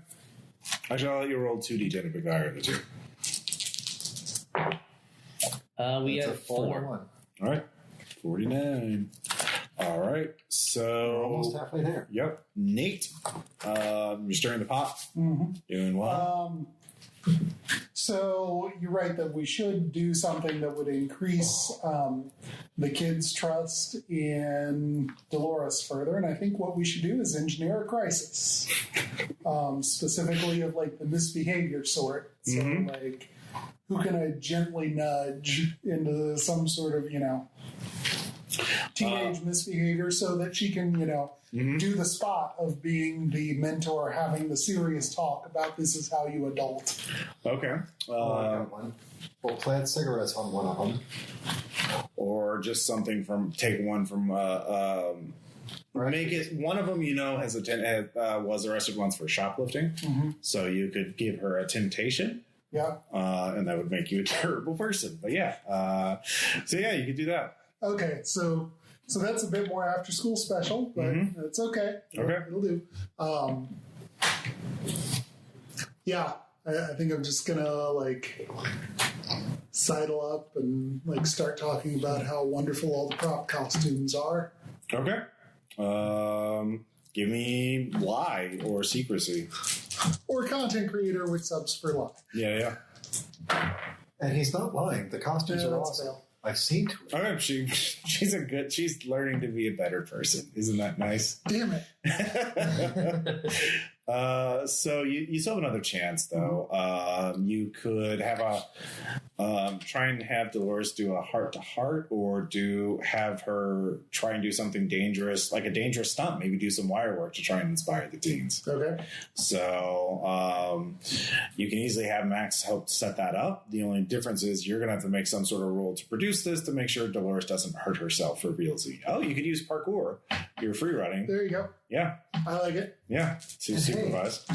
Even though you're content limping around. creator to remind her of the time that she did that movie Pirates, Pirates, Pirates, and More Pirates. And she swung from one ship to the other with a compass in her teeth. Did you crit fail? No, just fail. Okay, Dolores doesn't want to go through with it. So I can't say as I blame you. yeah. It's tough. Cici, do you want to do anything to help either one? Could I... Actually, I think that I could maybe help with the kid. Okay. Because now that we've made the spider costumes, we can... Do you think he's ready to see the people in spider suits blocking for where the spider is going to be? Probably not, but we're on a time crunch, so okay, let's go for it. So we'll use people. Yeah, we'll use people in spider suits to block for, and he can rehearse the scene. But it's going to be people in spider suits, and then when they take off the mask, spider face. Oh. All right.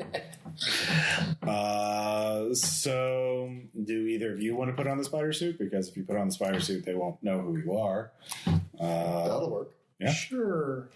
All right. You can both put it on, and you can give me both some role to be a villain to Jack without being too overbearing. So lie or content creator would work. Or secrecy. Secrecy would work too. Yeah, secrecy actually would work perfectly because you're trying to manipulate them without them realizing it. But I fail. Okay, I succeeded. Okay, you get a D10. Scaring kids. It's what I do. Apparently. Weird. 10. All right. That's a 59. It's getting closer. You don't have a whole lot of time left. You have one wave of actions left before you're going to have to do the show and do the scene in the cave. So with that, Jack actually opens up to you a little bit and tells you that he not only did he lose his flashlight and get lost in a totally dark cave, it's a cave, he ran face first into a spider nest. Yeah. Basically, yeah. So not a spider. No, it was a nest of spiders. And they were all around him, and he got some in his mouth, and he was young, and he peed his pants, and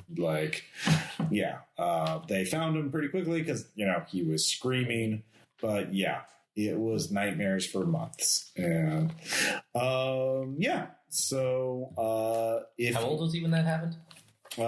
Like 7. 7? Yeah. He's like 12 now, so... it's did better than I'd have done. Yeah, well, he's trying. And Jack is just made of sterner stuff. So if you tell Max is 100% like rewrite the scene to have him run through a spider nest of fake spiders and have lots of spiders crawling on him while he's being attacked by the giant spider. But then he'll pick up a torch and set the spider monster on fire. And yeah. I had another idea. Okay. So I feel like I've been kind of setting myself up as a mentor figure. Uh-huh. What if I go in with him and somehow I get into trouble and he has to rescue me? He has to overcome his fear in order to rescue me from the monster. Oh, for real? Jack will think it's real. Or you're talking about okay. So a malfunction on set and it's up to Jack to literally save you. At least as far as Jack is concerned. Okay. Okay. Well, because then you've got sudden mentor trauma syndrome. Yeah. Well, there's not going to be any magic, so you actually have to be in danger. Well, no. Yeah. I'm willing to try. There is a magic in here. Yeah. The magic of costuming. So I'm going to do 3 layers. Well, no, it won't work unless he's actually in some kind of danger. If he's wanting to do The trope has to be played out literally in order for it to to Well, yeah, So but it's going to definitely look like he's in danger No. because he's going to be covered in blood. No, I have to literally I have to put myself in physical danger. It won't get a charge unless he actually is in danger. But it would be way more effective. Yeah, so I'm all for this. If you're willing to put maybe not like something that'll kill you, but something that will hurt you. Yeah. Or not likely to kill you. Like an arm gets... there's going to be a paramedic on set anyway. Yeah, like an arm or leg gets pinned by one of the giant spider legs or something. I was thinking maybe you're in the spider costume and then you catch on fire. And then Jack has to run through a spider web and to get the fire extinguisher is next to the spider nest. And he has to run through the spider nest to get the fire extinguisher to put you out. And fire. So it would be a stunt suit. It would be a stunt suit, but you would be going on. But those stunt suits are meant to last you for 6 seconds of being on fire, and you'll be on fire for at least 12 seconds, or however fast Jack does it. So you'd be good for at least 6 seconds. Sure, we can't go for pinned under a rock or something. That's not good danger enough, though, unless the cave is going to collapse. That'll hurt everybody. Yeah, but. We can cut you in this jelly and stuff like that. So let's workshop this. I'll work with the kid a little bit more, and okay. we'll I really like this idea. This is really good because this will work even if Jack is terrified, even if he pees his pants. If he saves you, then it works. So yeah, and I'm glad you're a part of it. But yeah, you would have to put your life in danger for this. Otherwise, we just have him run through the spider nest and do the scene. Yeah. And that would do it. But he has to choose to do the scene. He actually act in it and not flub the lines and actually be a convincing actor. So, yeah. On the other hand, if he's saving you from being set on fire. Yeah, he doesn't have to remember his lines. Yeah, not a single word. So yeah, it would actually be in game terms. It would be a shortcut to get more percentage on the goal. You would definitely get a lot more, but yeah, you could die. Like if Jack crit fumbles it, it's not going to be good. No. So, but it will definitely be interesting. Yeah, that's fair. So Nate, actually, gonna try doing a little talking head time with Dolores. Realize we haven't done that. I kind of want to take her temperature on the whole thing and see if maybe, since there are kind of two sides to this trust equation. Sure. See if I can help her build up a little more. Mm-hmm. Or I could crit fail. Okay. Well, it goes down only by 4 points. But yeah, it's a bad talk. Yeah, but it's still part of it could be part of the thing. You got to have a darkest moment, It's true. This is definitely that. Okay. As you have different, as she thinks she's really starting to care about these teenagers. She thinks you're being too much like one of the scummy people she left in Hollywood. So you're beginning to become like the bad guy. So, which is so it works, but she no longer has competency. So it's a shift. So it's still dramatic, but yeah. So if you I would allow you to roll 2d10 if you really lean into it as a villain, and do something that would make you feel bad about yourself.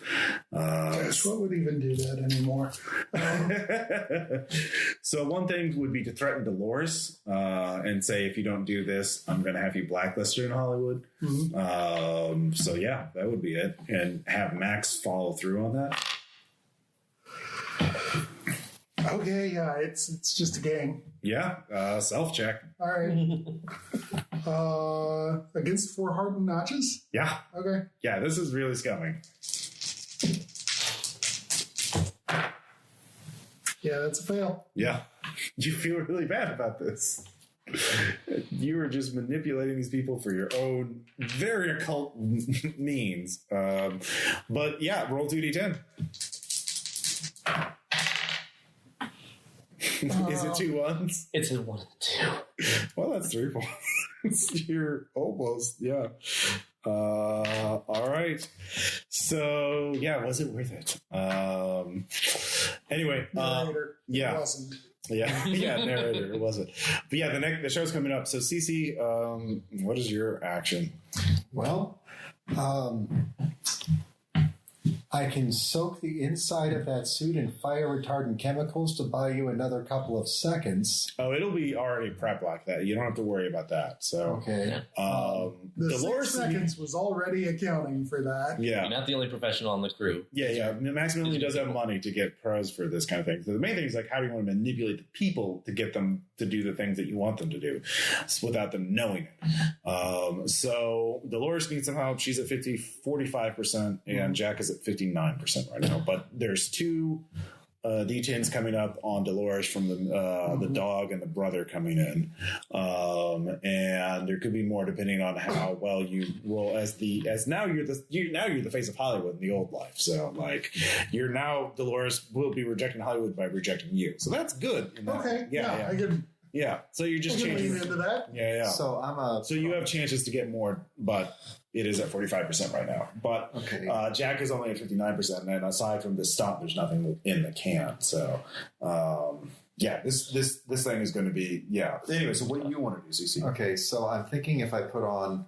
wig, mustache, and just costume and basically pretend to be one of the locals and go and talk to Dolores and thank her for how much she's doing and how much she's... Oh, yeah.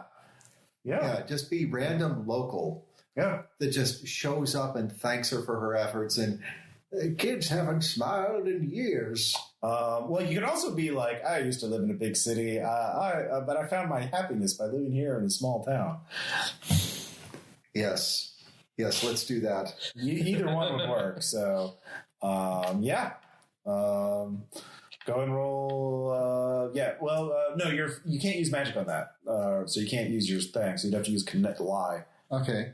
Well, you look like a local, so she won't recognize you. Yeah, so I'm going to do connect. Well, basically, the wig and mustache is because I used the costume the last time. Yeah. And I want her to not realize that it's the same person. So I'm not using magic, but I am using costuming. Illusions, Michael. But you can roll. Well, no, it'd be lie though, because you are literally lying. Actually, secrecy would work too. Okay. Well, let's try lie because lie is higher. Okay. Actually, no, secrecy is higher. Yeah. I'm more hardened against unnatural. Weird. It's crazy. After letting a giant bird angel demon loose and letting it kill a town. Weird. All right, roll D10. 4. All right. It's at 49. So. Here, Miss Dolores, try some of the locally sourced apple butter. Pepperidge Farm. It's some of the most amazing stuff you'll have. Fringe benefits to small she's beginning to think about, questioning her life choices. She's at the cusp. She's almost there. Well, she's not almost there. She's halfway there. So, and you want to know what one of the best parts about living here in this small town is? If you put on 5 extra pounds because you ate apple butter at the local apple butter festival, nobody says a fucking word. All right. I'll make that go even 50 for that line. Good job, David. So she's at 50%. She's halfway going to change her life radically as a result of this. Or not. Who can say? Yeah, or not. So which one do you want to do first? The fire or the let's put on a show, gang? For the scholarships. I'm okay doing the fire. All right. Okay. Yeah. All right. So they set it up. So the kid knows that this is a scene, but he doesn't know that I'm going to burst into flame. Well, yeah. We'll say this is we'll say, you used to be an actor and you're going to be a stunt double in this as the spider monster and you're going to be on fire, but you're rehearsing it right now. Mm-hmm. So they're going over it and they have the stunt guy who's explaining the safety, like the fire extinguisher's there behind the webs and all the spiders, all the fake spiders, and that scary corner right there. That's where the fire extinguisher is. And then so you're going over it and then you're going to accidentally catch on fire, and then everyone else is going to be comically incompetent. Yeah, incompetent. So Max is going to be keeping everyone else away from the fire extinguisher. So, because you're not, everyone is just, it is up to Jack to save you. So, you can give Jack one more speech to just try and like. That's what I kind of wanted to do. Yeah. Former minister. Yeah. You're gonna do great, kid. We've been working together for days. I can feel it. You're strong. You gotta eat thunder and crap lightning. That's a fail. All right. I'll give you 1 point. That was a good line. So he's at 60% now. So you don't get that reference, but you will. All right. So you two can be on set too to help. You can each do one thing, but behind the scenes so you can wait until he's caught on fire, or you can do something now if you think it'll help build the scene. Actually, I've got something perfect for this. Okay. I'm going to take a different fire extinguisher, spray it completely out to where it's totally empty, and I'm going to put it in a safe spot where one of the other crewmen can grab it and try to put him out and find out that it's empty. Oh, God. That's good. Yeah. All right. Yeah. You don't have to roll. That's actually a really good idea. What if there's a lighting malfunction, like the lights are kind of flickering? That would kind of excuse the fact that nobody knows what's going on. The kid would still be close enough. Okay, I'll count that as part of it. You just get a free D10 for that. You don't have to make any checks for that because, that was a good idea. An extra 3. Yeah. All right. I'm just gonna mic Glenn up real good. Yeah. And actually like pump him into the PA system. Okay. I mean, it's gonna be a pretty ruined shot anyway, so we might as well, get the screaming. Get the screaming. Oh, yeah. Attention. And make it. That's going to make it even worse because it's going to be screaming coming from everywhere. Screaming from everywhere. You get another D10 for that. Yeah. That's going to be possibly 6. All right, it's 6. And if I die, boys, I'm going to juice you up. It is going to juice him up. Damnedest thing, man. All right, so 69%. This is actually going to be the roll to see if Jack actually extinguishes you. Okay. And if he does, you get the charge. You get the charge. If you don't, if you don't, you get second-degree burns and try to roll around. Yeah. Unless there's anything else you can do before this kicks into action. Actually, I'll say you get one more chance to add thing by yelling at Jack while you're on fire. Okay. So the plea for help. First off, this is just violence 8. Oh yeah, I kind of figured. Is it just violence? I'm only gonna make you roll on 1. Yeah. You're on fire and it's hot. Could be helplessness.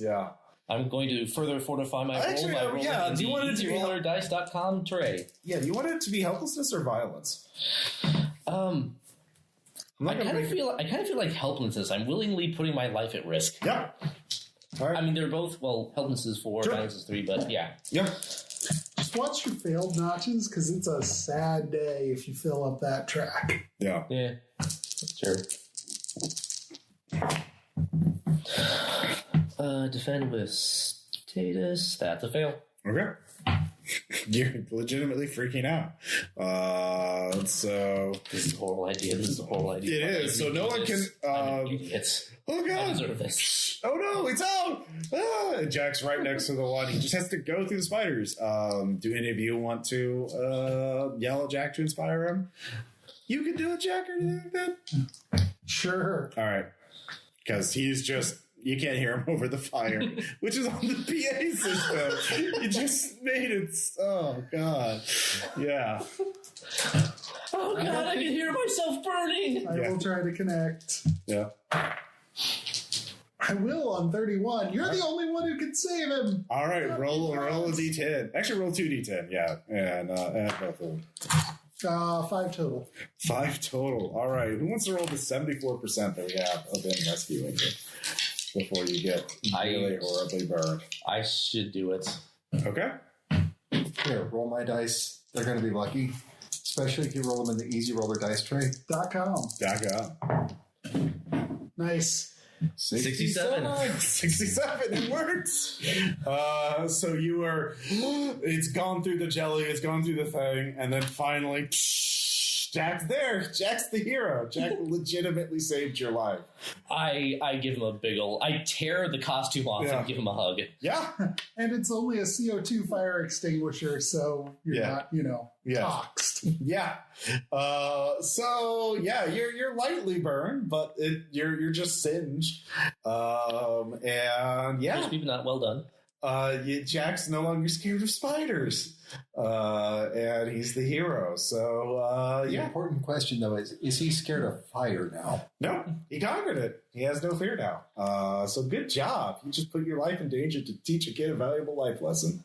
I never doubted you for a second, kid. This is why you want Why the hell did I do this? So you could get a boat. This was your charge. Oh, hey, Yeah. Hashtag capitalism. just have to say, damn it, I had it, but I lost it. Oh, yeah. Okay. So you might say that because of mine, the wheel of love keep on turning, so big wheel keep on turning, and thanks to you, Proud Mary keep on burning. All right. So, it's time for a show. Okay. The Electric Mr. Burns is put on by teenagers. Nice.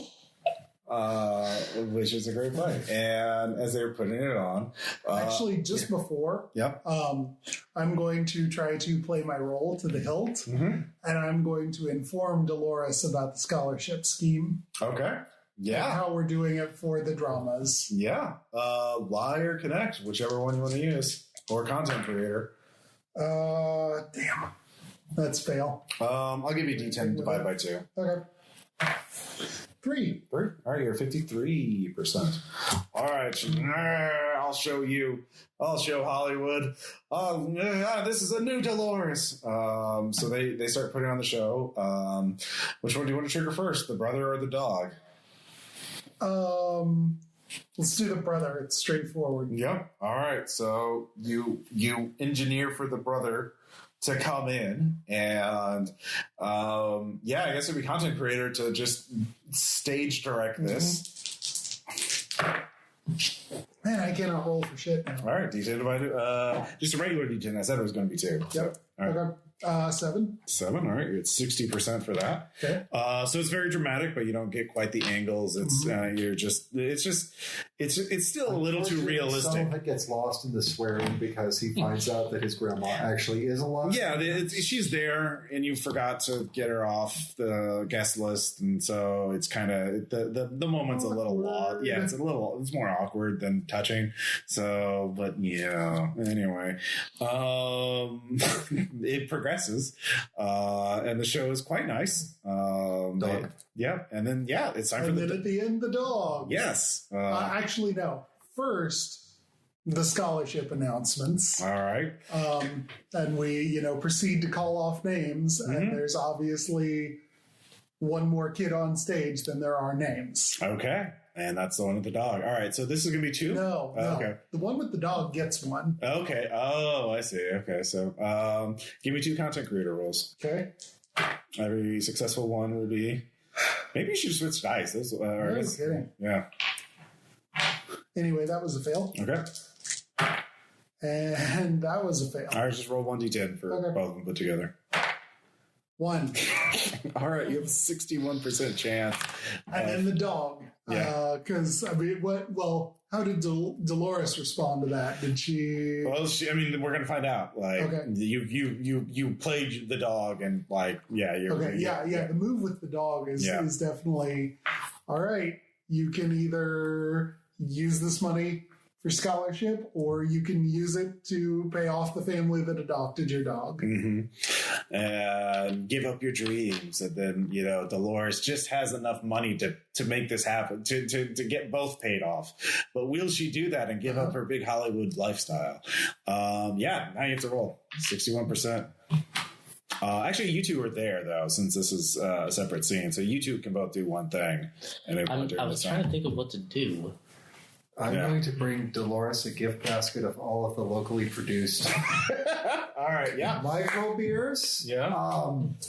Basically anything that is local, that is unique to this area. Sure. Just roll a D10. That's a good idea. 10. Nice. All right, 71 now. Glenn? I'm gonna talk to Dolores if there's an opportunity. Yeah. This project is not at all what I expected. I mean, I thought I was just going to punch the clock, cash the check, but you've really turned this into something. I didn't expect something so authentic and meaningful. I mean, there's the show, but there's also the people whose lives you've influenced. All right, you can roll former minister. Success. All right, add another d10. 7. All right, 7. Yeah, it was 78. 7. 78. All right. All right. Do you want to use your dice? You want to make some test rolls first? I don't know. Do it to it. Yep. 38. All right. Dolores does. She's going to become an acting teacher here in this small town, and she rediscovers her passion for live theater. And she's fuck you, Mr. Hollywood, and she destroys all your tapes of the things, and so you so it's quite touching. At this point, you can all hear the sound like a boat horn in the distance, and you look out, and out by Fat Mo's there is a riverboat. Oh man, there was a joke. Yeah. I didn't have the chance to deploy. There's a weird fog too, that like the boat's only half visible, and you realize that you really need to get on that boat like right now. All right. I'm heading that way and I'm putting on my yacht cap. As you do that, though, you pass through the bar, and in the bar, you see two things that catch your eye. One, he's got a lobby. You never noticed before, but he has one of the lobby posters of Guillermo del Toro's Mountains of Madness. How did you know? How did you miss that? You love that movie. It's easily the best horror movie released this century. And it's signed by the cast and crew. Everyone can give me a knowledge check real quick. Nope. No. All right. Yeah, it's a great movie. Nope. Yeah, it's a great movie. It is a great movie. And the next thing, there's this old man who's in a suit, and he looks really bewildered. It's like, as you step onto the riverboat, he just looks. I don't know. Do you know who I am? Do I? Do you know who I am? No, but maybe if you can hum a few bars. Do you know who I am? Do you know who I am? He just starts stumbling away. Actually, I'm do going to not walk know who over you to are. him, Yeah. put a hand on his shoulder. It's all going to be okay. We're going to get you a drink. Take his wallet. Mr. The wallet actually is weak. Actually, give me an unnatural check. Okay. Yeah, what's your unnatural at? My unnatural is at 5. Yeah, this is like an 8. Okay. Let's see. We defend with knowledge. So, nope. Okay. You're just, as the horror as you realize what's happened to this man. James Monroe, And what are you doing here? You the wallet is actually, you see the words of his name just sort of like start disintegrating, and it's just fading away. As you step back on the boat, as he starts stumbling away, you want to get away from him because you realized one of those major charges was to essentially erase this man from, but to leave him alive. So everyone who knows him, everyone who has memory of them is going to forget it. People are not going to be able to remember, to be able to see him in the same room. And as his own mind, it's like, yeah, this is like somewhat of fate worse than death. Sadly, it was Terry Gilliam. Yeah. Well, you don't know. You literally don't know who it is. And no one, the only person who will ever know Terry is Maximilian Inslee. And you are leaving him behind, and hopefully you never see him again. Because, yeah, you don't know what this guy did to deserve it. You don't know why Maximilian would waste a charge or use a charge on this. But Yeah. I mean, he also got Mountains of Madness made, so Yeah, out of character. Yeah, he willed that movie into existence.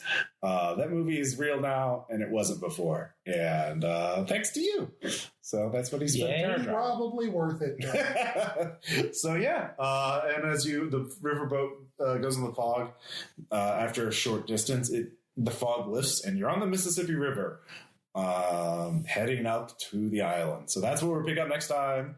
Left a good job down in the city. Out of curiosity, do we have any sense of what's happening to the third major charge? That's what the boat was. Yeah. You got to keep two. I like what he did with the two. He made the movie and he made the guy disappear. Yeah. Each one was a charge. He made the guy not exist. Yeah. He really wanted revenge on that guy, and he really wanted. I can't blame him for the second. Yeah, for the Mouth of Madness. So I think it was more he really wanted that movie made, and when he found out that he was going to be able to get another one, he really hated that fucking guy. Well, you don't know what order he put that in. Probably more the second than the first. Yeah, he wanted revenge. So yeah, we'll. Can't I just dream that one person in this thing is slightly more altruistic than I am? No. not you. You guys are. Yeah, you don't have to. You did it. Anyways, we'll talk to you guys later. Bye.